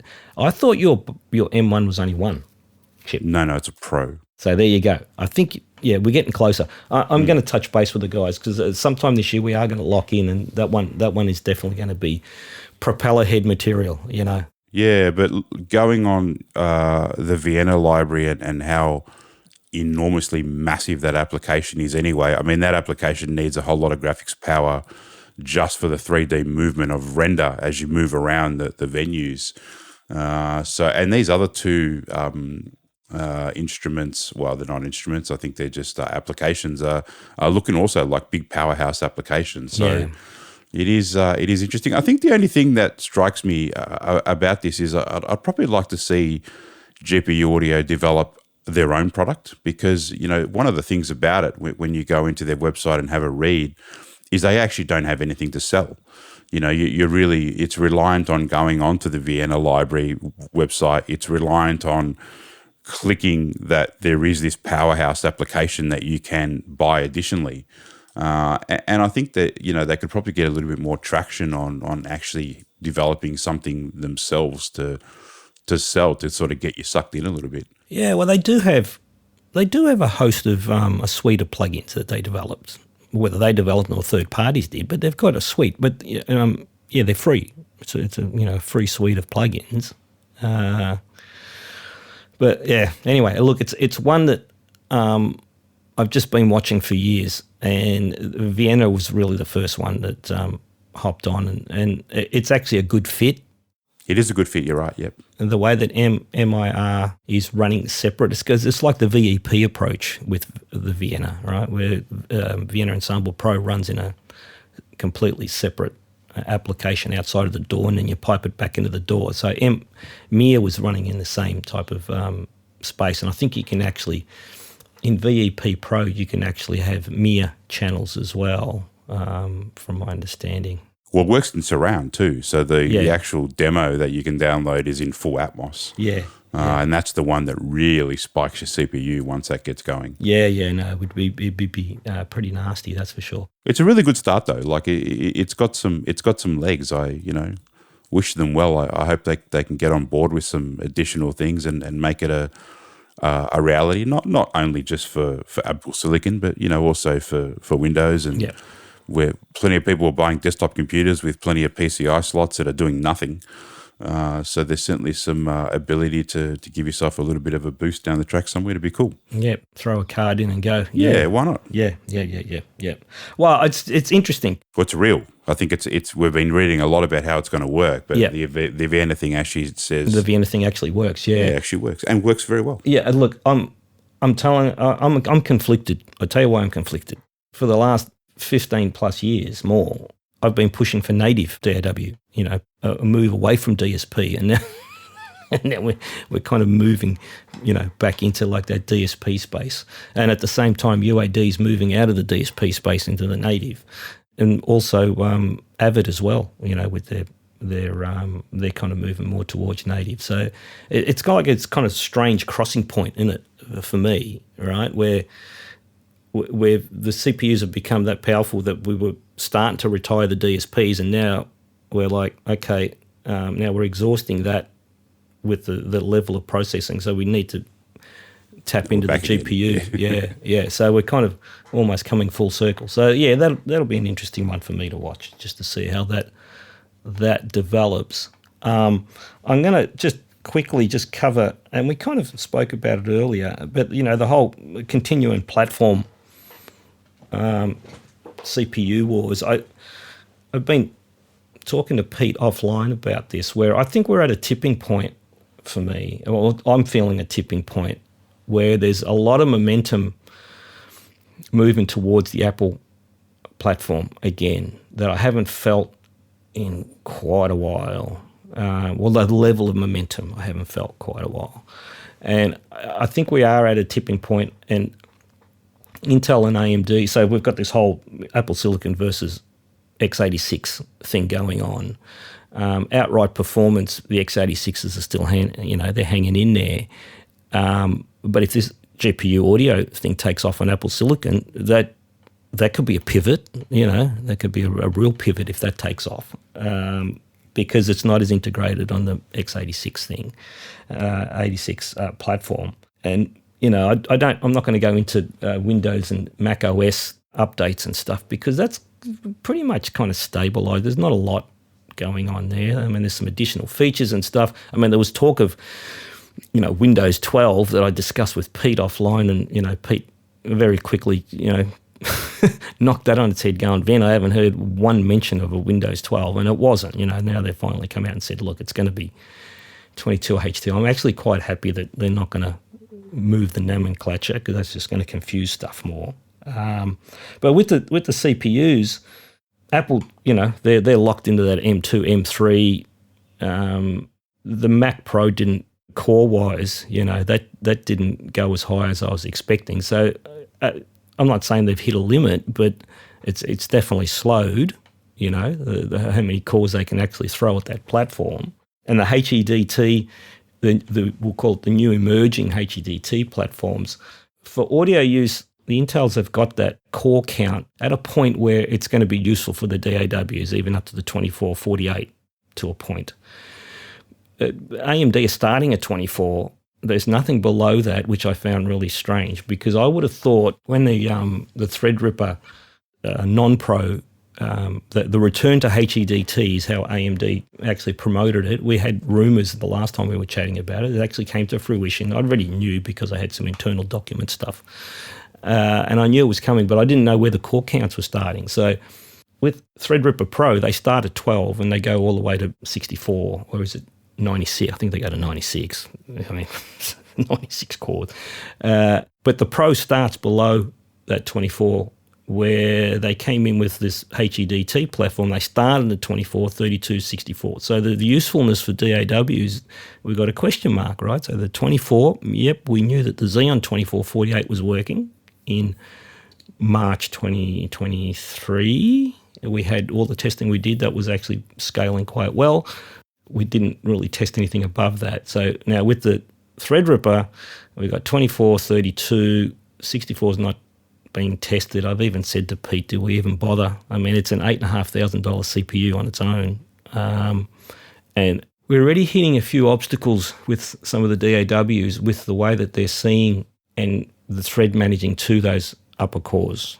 All right. So Cubase is I've already kind of leaked a little bit of information there where Cubase is not really knowing what to do with anything above 32, realistically. That's a change, right, because it was working with the Xeon 24, all right? So that's a Steinberg thing, all right? It's not threading correctly. There's also other problems as well where and moving away from DAWbench, right? Just completely devoid of DAWbench. We're talking real-time sessions. We've got issues where, mixed sessions with a large number of tracks, effects buses, and groupings that are not utilising the available cores efficiently. And I'm hearing more and more from clients. This is something that's kind of crept in with Cubase in the later versions, and they've been reporting that they've been playing with these, the threading optimizations to utilise the hybrid processors better. But I think they've broken. There's something feels very, very broken there. And just to highlight that really quickly is that you can take a mix session that is not threading at all to anything where it should be on Windows within Cubase. You take that same session, you put it on an Apple Silicon machine, and it's perfectly load balancing across the available 8 cores. It was an 8-core, 8 performance core M1, and this has been done by a friend of mine in the UK. And I've just said to him, look, if you can be bothered, we need to kind of work out whether it's just an inherent thing within the Windows thread management, the task scheduling, or is it something specific to the DAWs? So I got him to rebuild that session in a couple of different DAWs, one of them being Studio One and another one being in Reaper, and they load balanced that mix session way better than what they did with Cubase, where all of the cores are being utilised. And this, we're not even talking performance and economy cores, this was on an AMD system. So it was closer to what Cubase was threading, how they were load balancing on the M1, but on Windows, it's just completely. Well, I don't want to use the word broken, but it feels broken to me. When you've got 32 logical cores available and you see 2 or 3 being used, one more predominantly, another couple with a bit of a trickle, and then the rest of them being completely ignored, and then you fire it up in Studio One and it's load balancing across 32 and Repo the same. That's exactly the same mix session that he rebuilt it as best as he could, right, with all the busing. I don't know what else could that be. There is something seriously going on there, and the reason it concerns me is that people are already pivoting off Windows, and more towards the M1. And seeing that, because that's been publicly reported, I'm like, well, they've got to do something. I don't know. Pete, do you have any insight at all on that? That's a tough one, Vin. So one, on the Windows side, we are doing things with, like I said, with the work with MIDI and other stuff to help bring the platform up to speed. But Yep. if folks are like, if there are things where there are fundamental issues around threading or something like that, like that's not really anything that we can do in Windows other than work with these partners and let them know, hey, like your app's not doing X and it really should be doing X or should be doing Y or something like that. Yeah. It's, as far as you have a different view of a move because you build PC systems. So so you're going to hit it. You're going to get it hit hardest. Yep. I don't want to say we're not seeing that level of bleed, but it's not quite as the experience that you're seeing. I'll just leave it that way. I can't release numbers on different things. No. But there is, I think what you are seeing though, is there is definitely a renewed interest in Mac OS because of the Apple Silicon chips. Yep. And because it's a great platform. Like that processor is a great platform. Microsoft has had Windows running on ARM for a while, but we haven't had to date anything that really is at the same level as the M series chips, but we'll get there. Yeah. I think what's interesting about it though, Vin, is that I would imagine if you were looking at the big picture that maybe 75 to 80% of DAW users are probably not using CPUs above 12 cores purely because they're not affordable. And I think what probably needs to happen over some time is that these bigger core CPUs do need to drop in price so they can be a little bit more affordable to the average user. And then maybe we'll start to see companies taking maybe a lot more interest in using the massive amount of power that's available in those bigger cores. Yeah, yeah. And the other thing you said about the momentum to Apple, I feel a little bit like there's a lot of momentum on the video photography 3D render side. But I actually think it's application based. I think when you got companies like Resolve sort of saying, look, we've got 20% better improvement on Mac Silicon.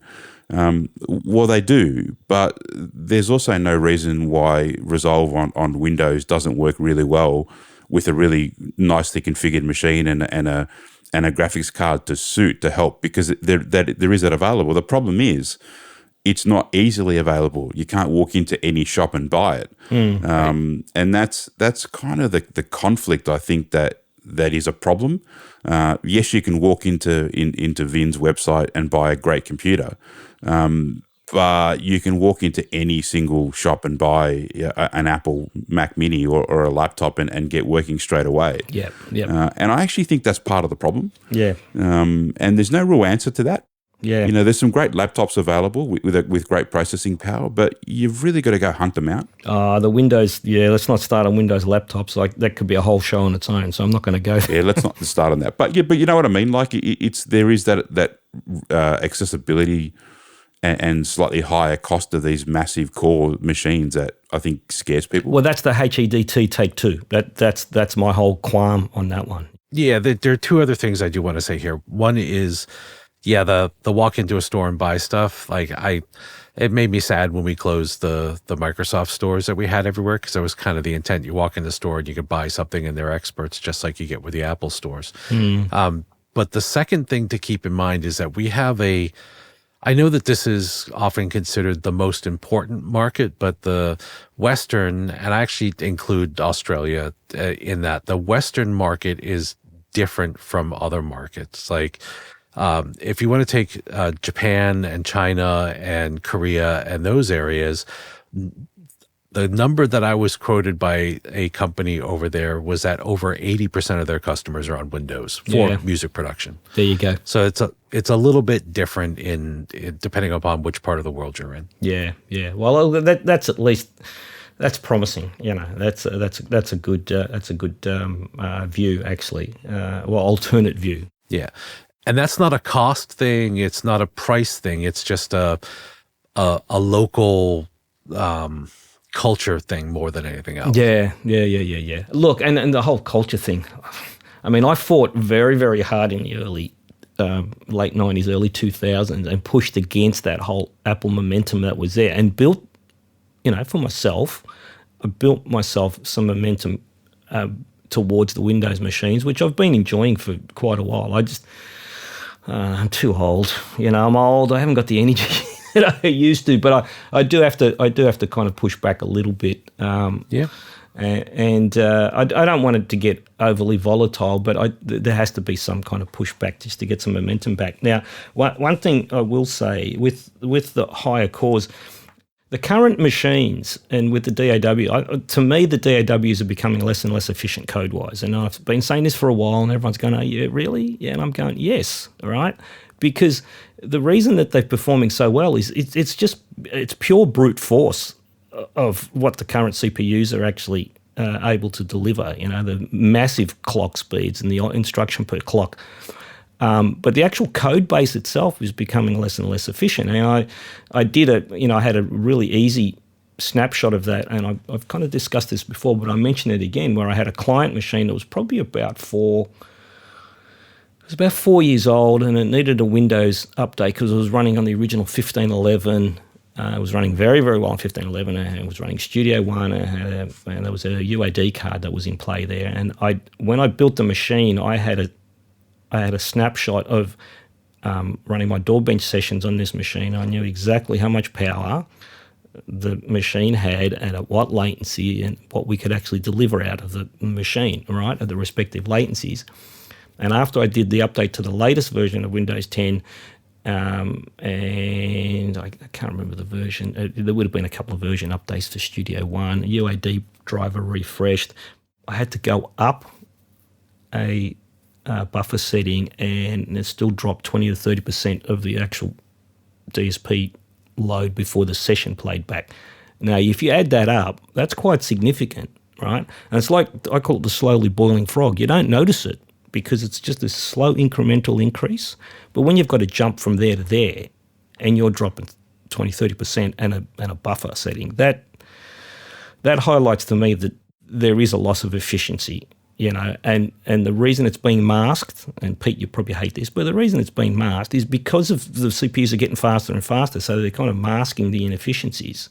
Wouldn't it be beautiful if they actually maintained the efficiency and the additional brute force that we get out of the CPUs is even better again, And the other thing that I'd like to mention is that with the core counts, I've always said, we've got to increase the core counts. We've got to increase the core counts. And we've discussed this before, that above a certain amount of threads, there was always a diminishing return. And there was that magic 32 number. Some of the doors seem to be able to work around it better. Reaper, for example, Cubase had it fixed, and now they've broken it again, which I'll mention real quickly, is that, the new thread rippers, they don't want to thread to anything above the first 32. So the good old 32 magic number again, and then it just ignores all the rest of them. And I'll just to put that into perspective, we tested 5 or 6 different DAWs. So there was Ableton, Cakewalk, Cubase, Studio One, Reaper, Pro Tools. All of them actually, and we did a thread, just a load saturation test on it, just to see how the thread management was feeding into the task scheduling in Windows. And so we had all of those DAWs loading at least to 80% before the audio engine went out, all right? And load balancing relatively well. Like Pro Tools would actually reserve the first 2 cores.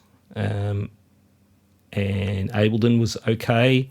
And Cakewalk, Studio One, all of them load balanced, except for Cubase. So Cubase was just ignoring the top 16,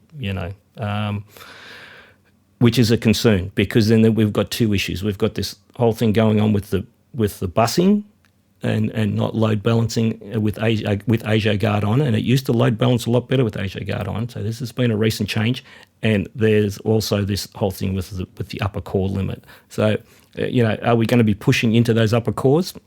Really? I don't know. I think that, again, we're relying on the DAW developers to be able to thread manage reliably to these bigger cores. And like Chris said, how many people are actually using these monster core machines, and how much development time are they going to actually put into it? So I think the other problem too, though, Vin, is that the manufacturers are also under massive pressure to keep adding all these features, right? So you add surround Atmos mixing. I mean, as soon as you enable that feature of the DAW is way less efficient in its CPU usage than it was before. Yeah. And everyone seems to want to push for having every single feature available. How do they keep that going and still make them super efficient? Yeah, we want to hope that the basic core of the application is super solid and is super efficient, but it's just a race to add another 25 features every year. Yeah, but I don't think they should just slow down on that one. I agree. If you read some of the feedback on when these DAW releases, the end users are going, we didn't ask for that.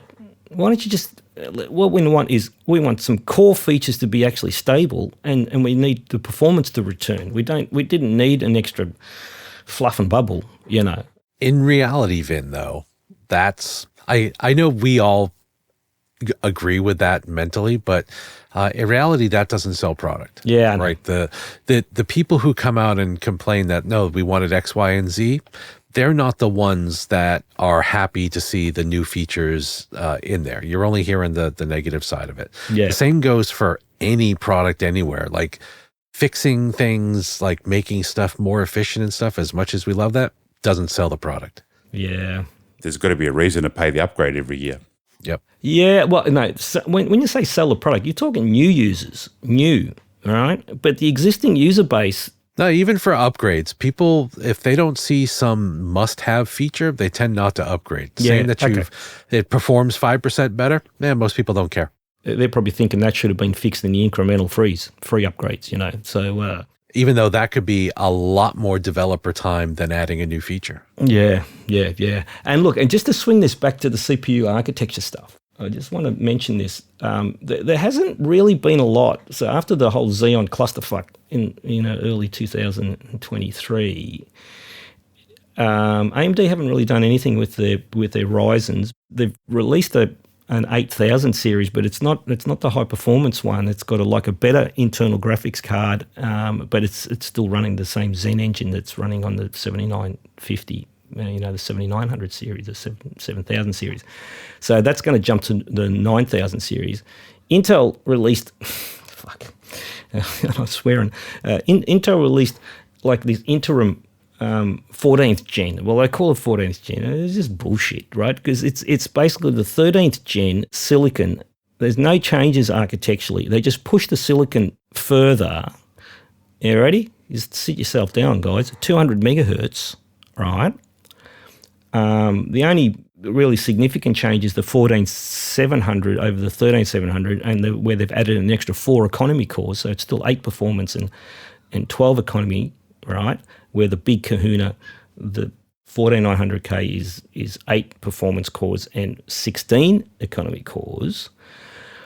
Apart from that, they haven't done anything. They've just pushed this silicon a little bit more clock speed. But you know what that's introduced? That's introduced some kind of weird heat profiling, right? Where you fire up an application, you literally fire up an application or you install something, and one core peaks, right? It immediately peaks a core to run whatever process that you've just activated. But then that tips that one core over the temperature threshold, and then your fans start ramping. And it's like going, what the fuck is that? All right? Because the 13K was not doing that. It was always, yes, it would always peak a core when you launch an app, but it would never tip over the temperature thing. So they've just done some tweaking on this 13th gen. They needed to release something. They should have called it 13 Gen Plus because, and the reason I'm kind of sounding angry is that the 14th gen on the mobile is a completely new architecture, right? So they've gone to a different architecture on a 14th gen mobile, and it's got a third subprocessor specifically for AI, which I've heard a rumor is already causing problems with DAWs because they don't know what the hell it is, right? That shouldn't cause any problems with DAWs, though. That's weird. It's a completely separate piece. I'll speak to you offline, Pete. Okay. I'll speak to you offline. What do you think, Pete? Is there a bit of a rant starting? No. It sounds like should it. we slow him down? No. Nah, we don't want to get Vin started. Like, we want to finish sometime today. No, we should move to the next one. Yeah, good one. Yeah. Good one. So, but now you broke my flow. Where was I? Yeah, that's okay. Oh, that was the intent, but yeah. Yeah. All right. Yeah. So the whole 14th gen Intel is just a crock, right? And the reason that they didn't true 14th gen architecture onto the desktop is that there's no IPC improvement. There's no IPC improvement. So they would have gone 14th gen, running it at the same clock speed, and I don't think there's any thermal. I think there might be a touch of thermal, but they didn't want to release it as a desktop. So they canned it, absolutely canned it. They were even weighing up the idea of doing an Apple and going, oh, why don't we just release the mobile chip onto the desktop, until I got the performance results and went, oh, fuck, I better not. Right, so they just souped up the 13th gen and called it Raptor Lake Refresh. It's not a 14th gen. So the real architectural change, and this is the biggie, all right? So AMD, they need to come up with a Ryzen 9000, right? So there's going to be an uptick there, IPC, usual stuff. No core count increase, right? There's a 15th gen coming, which is the Jim Keller design, and I can't remember the code names because I can't be fucked remembering all the lakes and the raptors and the the Kobe Lake and whatever. I can't remember all the code names, but let's just call it 15th gen. This is going to be a major departure for CPU architecture, all right, because there's no hyperthreading. Now, we mentioned this before. No hyperthreading, all right? The IPC is through the roof, right? And so they've dropped the hyperthreading and they've replaced it with this thing called rentable units. Now, I can link the article if anyone wants to read it. But the whole thing with rentable units is the way that where hyperthreading would use the same core processor when there was a bit of a stall in the process, and then it would use the additional available headroom on the CPU, but you'd never get doubling. You'd get maybe 20, 30%, 40%. Additional performance with hyperthreading, and what's the AMD one called? SMT, simultaneous multi-thread, right? It's the same thing. With rentable units, the idea, and I had to read it multiple times to try and get my head around this. So you've got a main performance processor, because it's still a hybrid. So you've got performance and economy. You've got the main performance processor, but it actually teams up with the economy cores in a way that the thread management is load balanced across the combination, right? So say one performance core is then assigned to rentable units, right, or two economy cores, and then or three, for example, and then it actually executes the processing across those four cores. Differently to hyperthreading, and I've read all the articles and stuff, and the processing is way faster. So that's going to be the one that's going to really push back against the Apple Silicon, in my opinion. All right, I don't know what AMD are going to do to combat it, because there's rumours of those going hybrid as well. I'm thinking, okay. So the rentable units thing, Vin. Did I send you that article?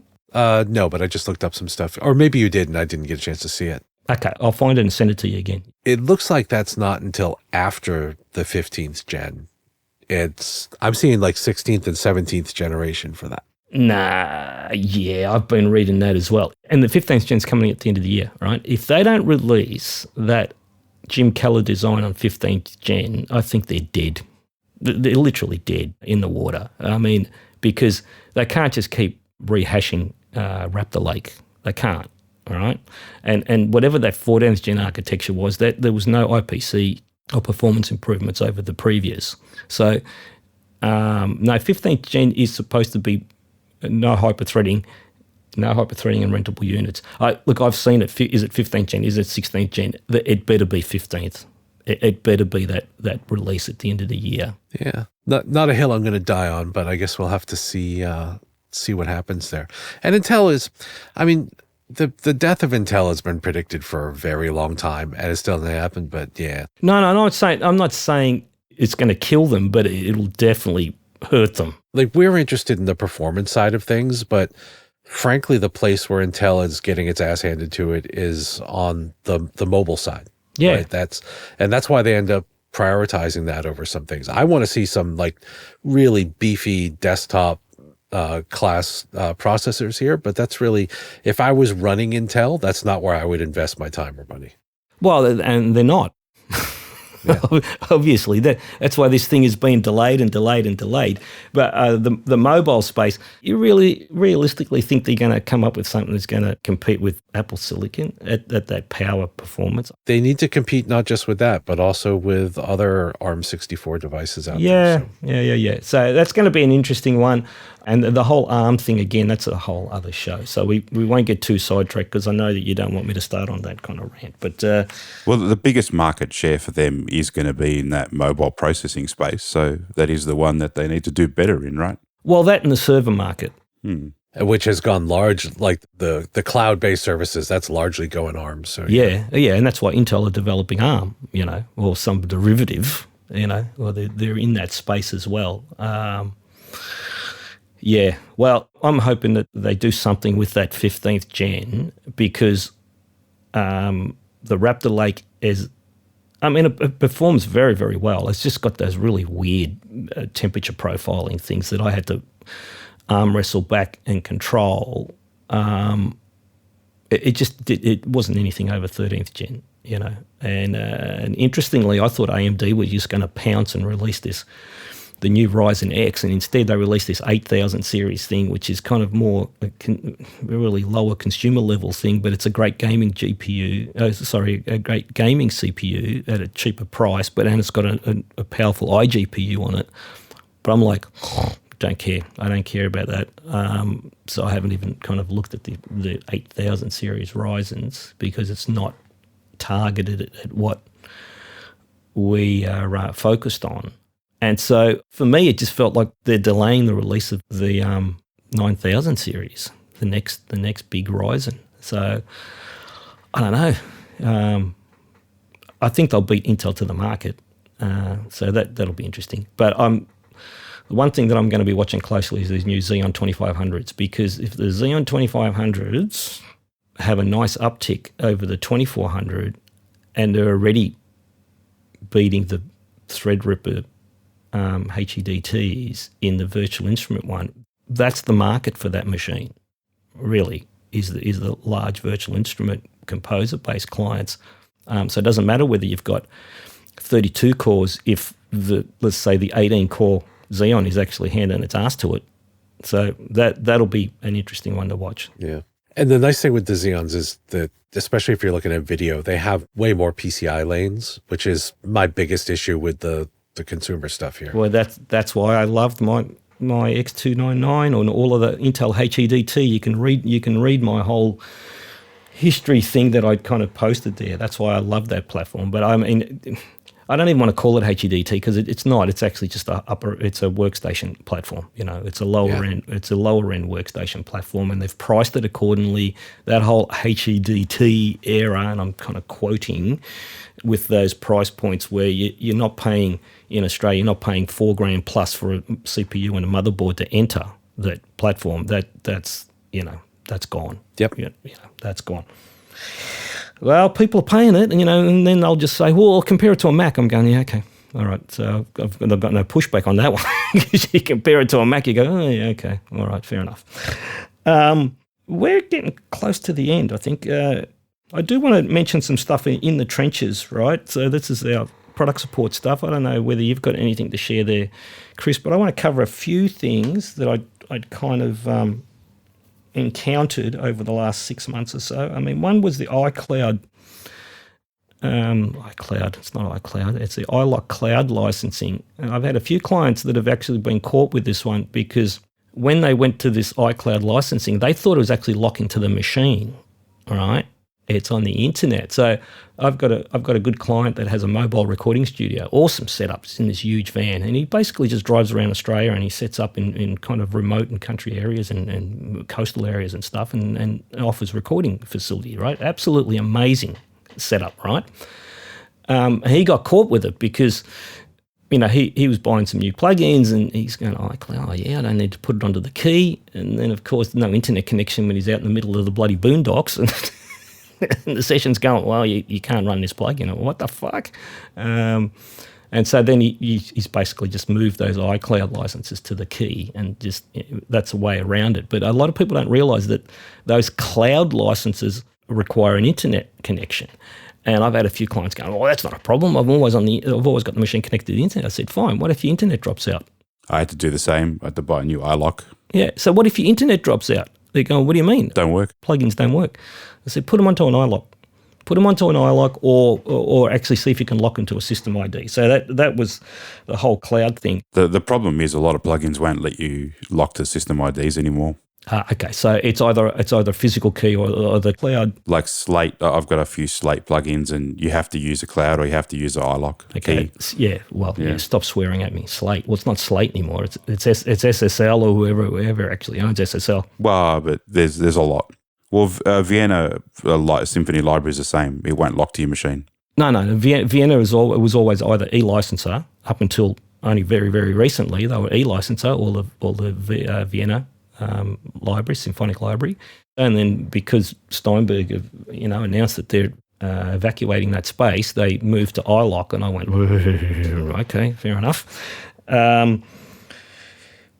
Who else with the cloud stuff? Plugin Alliance.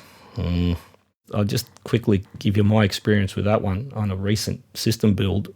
So Plugin Alliance, I've always had some clients with issues with their licensing, but it was always system ID stuff. It was never a problem, right? They've recently moved to a subscription model, and it's a bit flaky. So I did an install on a good client's machine that he was on the subscription model, and so everything is downloaded. So, hundreds of plugins. The whole back catalogue is loaded onto this machine. And then when I went to activate his subscription, it flipped. Now, I'm not sure whether that was because he was logged in over at his end. We weren't quite sure what actually flipped it, but he actually confided in me that even when it gets close to the tipping point of the monthly thing, it sometimes flips out. Maybe I just caught it at that point. But the downside was that it didn't activate, and I'm trying to fire up his DAW, which was Pro Tools, and I had to click through 100 different error messages that the fucking licensing wasn't there, all right? So you imagine trying to fire up your Pro Tools session, and there's 100 error boxes that you've got to click through before you even get to the bloody session. And I'm just swearing on God, this is bloody ridiculous. I've got to remove them. There's no add remove for Plugin Alliance. Did you know that, Chris?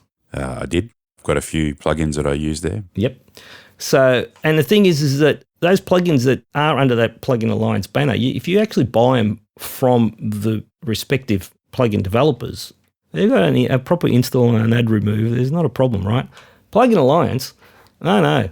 They just dumps them into respective VST2, VST3, AAX folders. And I'm thinking, well, I need to remove this stuff. How do I remove it? Why don't you tell us how you remove them, Pete? Chris? You drag them into the trash can after you put your password in. Yep. You got to manually remove them, right? And let me tell you, trying to sit there and pick all of these Plugin Alliance plugins amongst all of the other stuff that had been installed in both my VST2, VST3 and AAX, by the end of it, I'm like going, you've got to be fucking kidding, right? I'm sure there's plenty of positives with Plugin Alliance, but that one there, that's just a complete fail to me, right? Absolute complete fail. They need an interface. I mean, they just need something where you can control it. I've caught them out too a little bit where they've taken 2-3 weeks to upload the latest version of certain plugins as well, but at the end of the day, there's probably about 7 million SKUs in there, and it's probably not an easy task, but it probably needs a bit more, slightly better management, especially now where it's subscription. Yeah. And anyone doing that can have access to a lot of plugins. You can very quickly, by mistake, install a whole lot of stuff you don't want or need. One needs to be a bit careful. Yep. Well, there's no choice. Yeah, there is no choice. It's all or nothing. It's good value though. Yeah. But the solution for me would have been an easy one. Just ensure that it goes into a plugin alliance folder, and then if you need to manually delete them, you just grab the folder and drag it to the trash and you're done. That's all.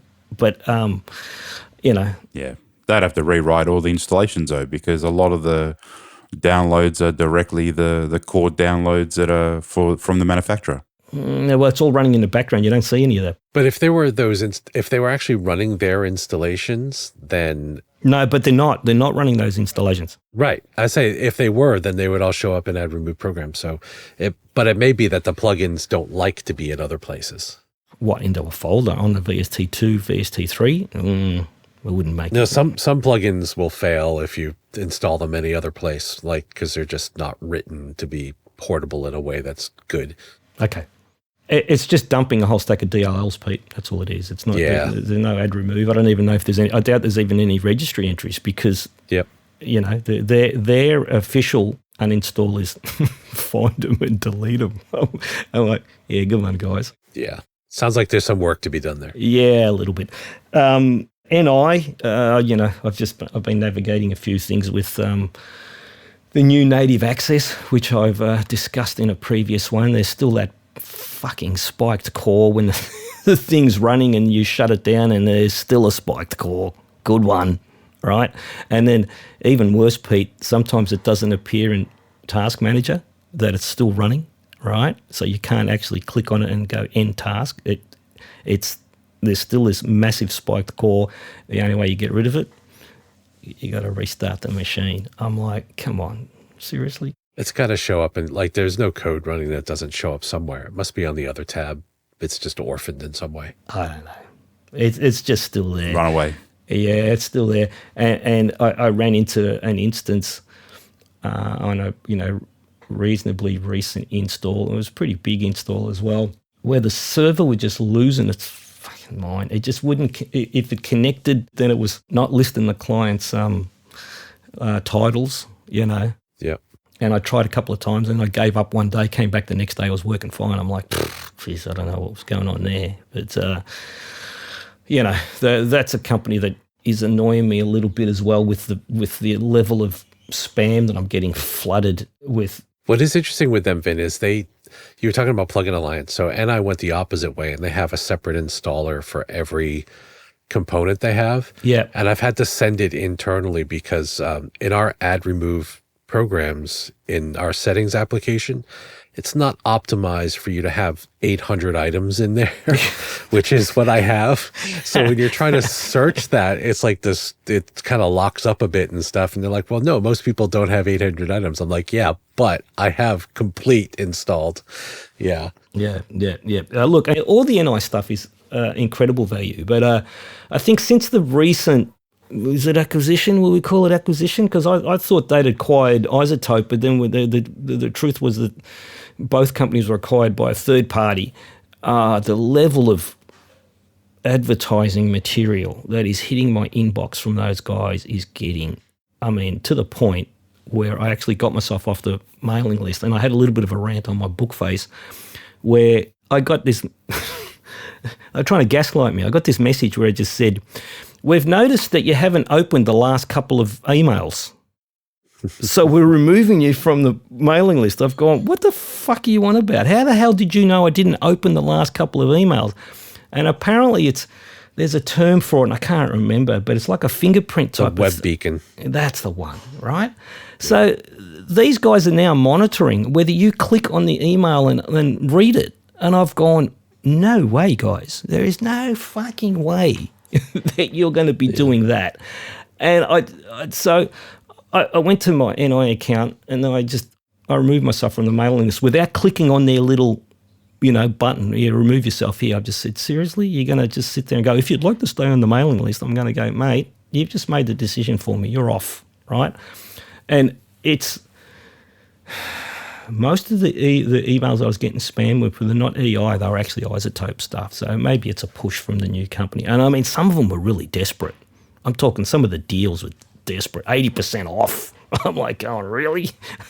No. Typical plug-in stuff, right? Yeah, I still don't want it. You know, I'm very, very happy with the one I'm using. And if I wanted any more of your isotope stuff over what I've already owned or what I already owned and bought, I would have bought it, right? So stop slamming me. I will say, Vin, that just about every company that you deal with that sends out any sort of marketing email uses exactly the same type of thing. That whole beacon thing and knowing that you open stuff is standard practice. Yeah, and if you read my Facebook post where I've just said, look, if you guys can't even format an email where I'm not getting Egyptian hieroglyphics, you can fuck off. But you know what? I'm getting more and more companies with exactly the same layout and the hieroglyphics. So someone has same sender, same email sender. Yeah, someone has scored these companies big, right? And I've gone, oh god. And anytime I see the hieroglyphics, I just usually scroll down and go, unsubscribe me, man. See, I'm immune to those from NI because I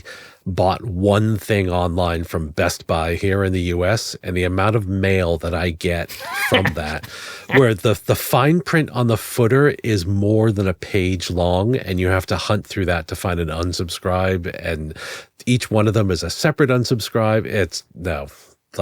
So NI stuff is nothing in comparison. Oh, right, okay. Well, this is why I've got a corporate email service that blocks about 80-90% of that crap, but I still get shit, landing in my box. I'm going to sign you up for a couple of mailing lists now, Vin. Yeah, thank you. That was exactly my idea. Yeah. I was thinking we could get together and get you on all those lists. Yeah, you do that because, I'll just set up at the corporate account, right? I'll just do my web login and just block. I'll block all of yous, mate. Don't you worry about that. Yeah, you'll be blocking forever. I'll be blocking forever.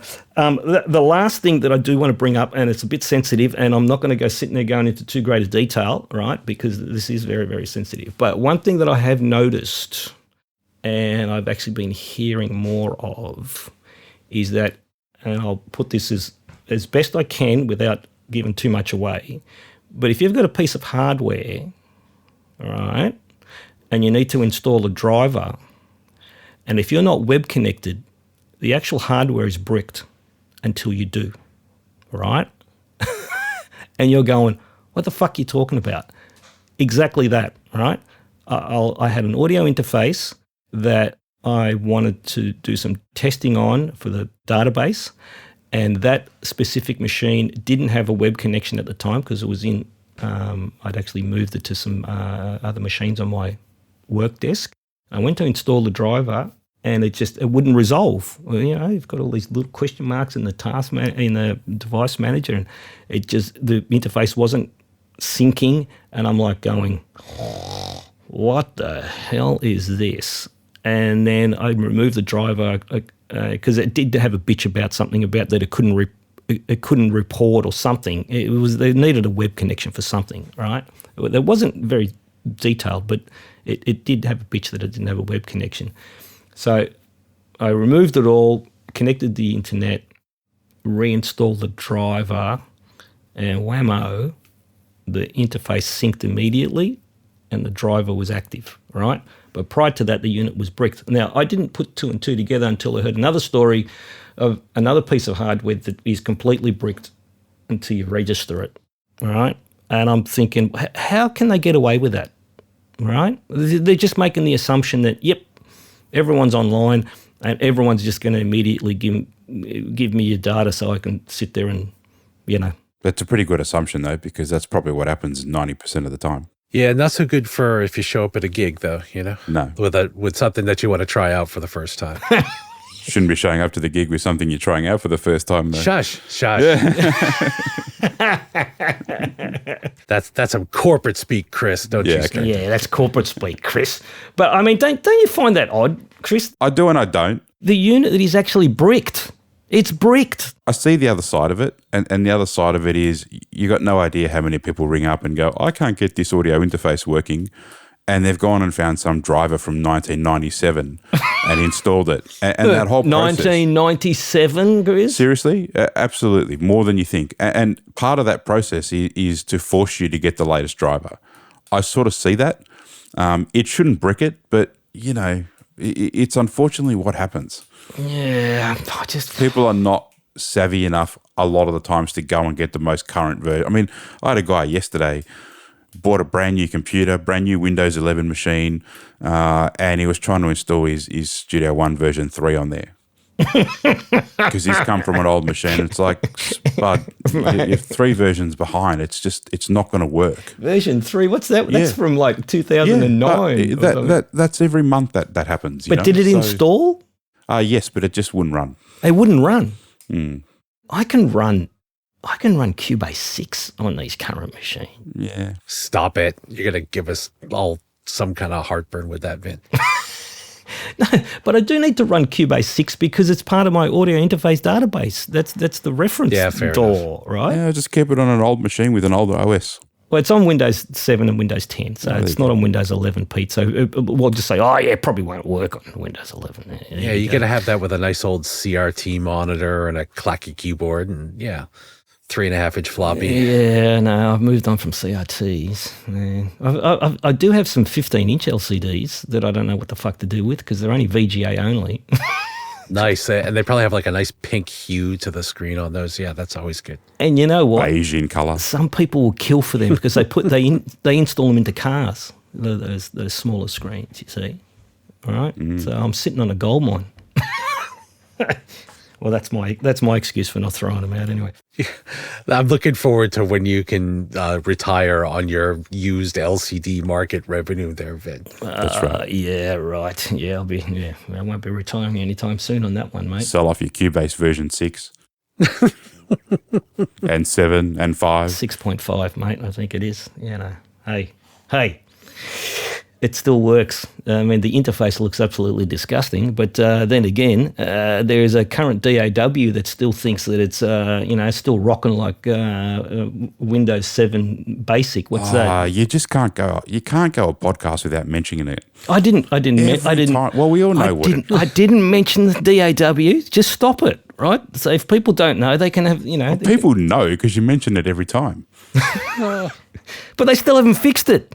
I did a machine last week. They're still fucking I'm still staring at bloody the blue U, well. Anyway. Chris, at least Finn is predictable and consistent. We know where this is going to go, and he's consistent. True. Yeah, that's the right word. Hey, I didn't mention the M word once. Mm-hmm. Pete's going, what? Finished yet. Yeah, we haven't finished yet. I'm not going to mention it. I'm not going to take that bait. No, You're not going to take that bait. Well, the T-shirts are ready, Yeah, But we haven't survived it, so I'm not going to mention it yet. Yeah. Hey, guys, I think that's pretty much it. And you know what? We didn't make it to 3 hours, so I'm a bit disappointed. But, To be fair, Vin, that's good. 3 hours is always pretty exhausting, so I think we're good. Well, we're still well into the twos, so there you go. Yeah. All right. I think with that, guys, unless you have anything else you would like to kind of tip into the bucket, I think we pretty much can close this off. Hey, so Ben, there's this threading thing that maybe you might be interested in. Oh, yeah? Does it start with an M? Yeah, maybe it starts with an M. Yeah. What about you, Chris? Anything to tip in the bucket, mate? That's a new little term I've just come up with. I'll just go tip in the bucket. Yeah, Chris? Oh, maybe I've got one more story. Go. All right. So it's a bit of a trenches story, but last week I was doing a tech support call, and we had to reset firmware on a digital mixer, and part of the process is you've got to hold down a button and power on. And one of my colleagues was in the room, and I said something very specific. I sort of said, "Are you able to reach around and power the mixer on?"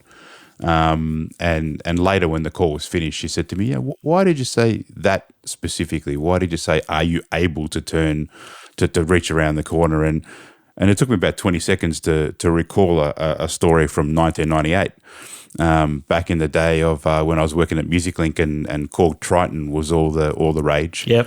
And I had a customer that probably changed the way that I looked at support past that point. And back in the day when you loaded a new OS on one of those keyboards, sometimes you had to do the reset But on that particular keyboard, it was a bit of a tough one. You had to hold two buttons down on one end of the keyboard, one on where the display was, and then you had to flick the power at the same time. Like Right. you really had to stretch across it. It was a bit of an act to kind of do it. I mean, it was very possible to do, but it was a bit awkward. I know one customer who, rang, I don't know, like 14 or 15 times in a month. And every time it was like, no, mate, you need to do the reset. Hold these two buttons down, hold that one, power on. Yep, okay, got it. And then 3 days later, rang again and had the same problem. So I've got this problem, and it's just like, well, we've already spoken about this. You need to hold these down. And this went on for weeks. And towards the end, I was getting a bit sort of sloppy with him. I was like, come on, mate, look, it doesn't matter how many times you call. What you need to do is hold these two buttons down, hit the power switch, and yep, okay, got it. And then another phone call comes in. He's like, look, I'm pretty close to you guys, and I've got this problem with my keyboard. And I'm like, oh my God, what are you doing? You're driving me crazy. So I said, look, come down, I'll do it for you. Bring your keyboard. And back at where we were in Rowville, there was this big staircase. You probably remember, Vin. You go in, you go to the left. Yeah. And get the phone call from the receptionist. Look, your customer's here. I walk down the stairs, and as I'm coming down, I sort of see him sitting there, and he's holding the Triton, and one of those blue velour cases that everyone used to carry their Tritons and O1Ws in, and you've got a few of those lying around. No velour here, mate. Right, maybe on the curtains in the studio. No. No, okay. So as I'm coming down, I'm mortified to see that this guy has one arm. Oh. So he's holding his keyboard with one arm, and he's obviously had some form of accident or something with the other, and it's pinned up, the shirt. And I'm like, that's why you couldn't reset. But why didn't he just say, hey, mate, I got one arm. I can't do it. And then, I took the keyboard, put it on the stand, did the reset for him. It was pretty quiet and awkward for a little while. This is kind of when I first started, wasn't great at handling these situations. And I did say to him, towards the end, how come you couldn't tell me? You didn't tell me you couldn't do it. And I remember the answer. He was like, well, I thought there was always another way. I've always found other ways to do stuff where I don't need my arm. Yeah. And they get pretty resilient. Yeah. And from that day on, I sort of stopped assuming anything. Yeah. So all these years later, when I'm saying, are you able to reach around and power the thing on the digital mixer just last week, all stems from 1998. Yeah. Look, I've got clients that are completely blind, and they rock around a DAW as fast as what we can. It's fucking amazing.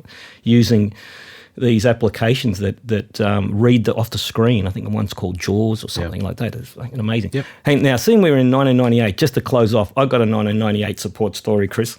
Before yours, I just want to say, Chris, that was a really good story. So thank you for sharing that. Yeah, that was awesome, man.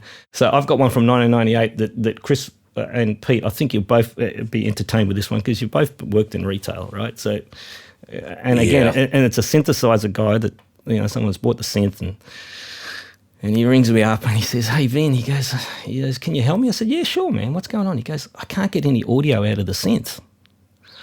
I said, okay. So, no, it was a module. It was a synth module, right? And so he had a synthesizer, he had a synth module.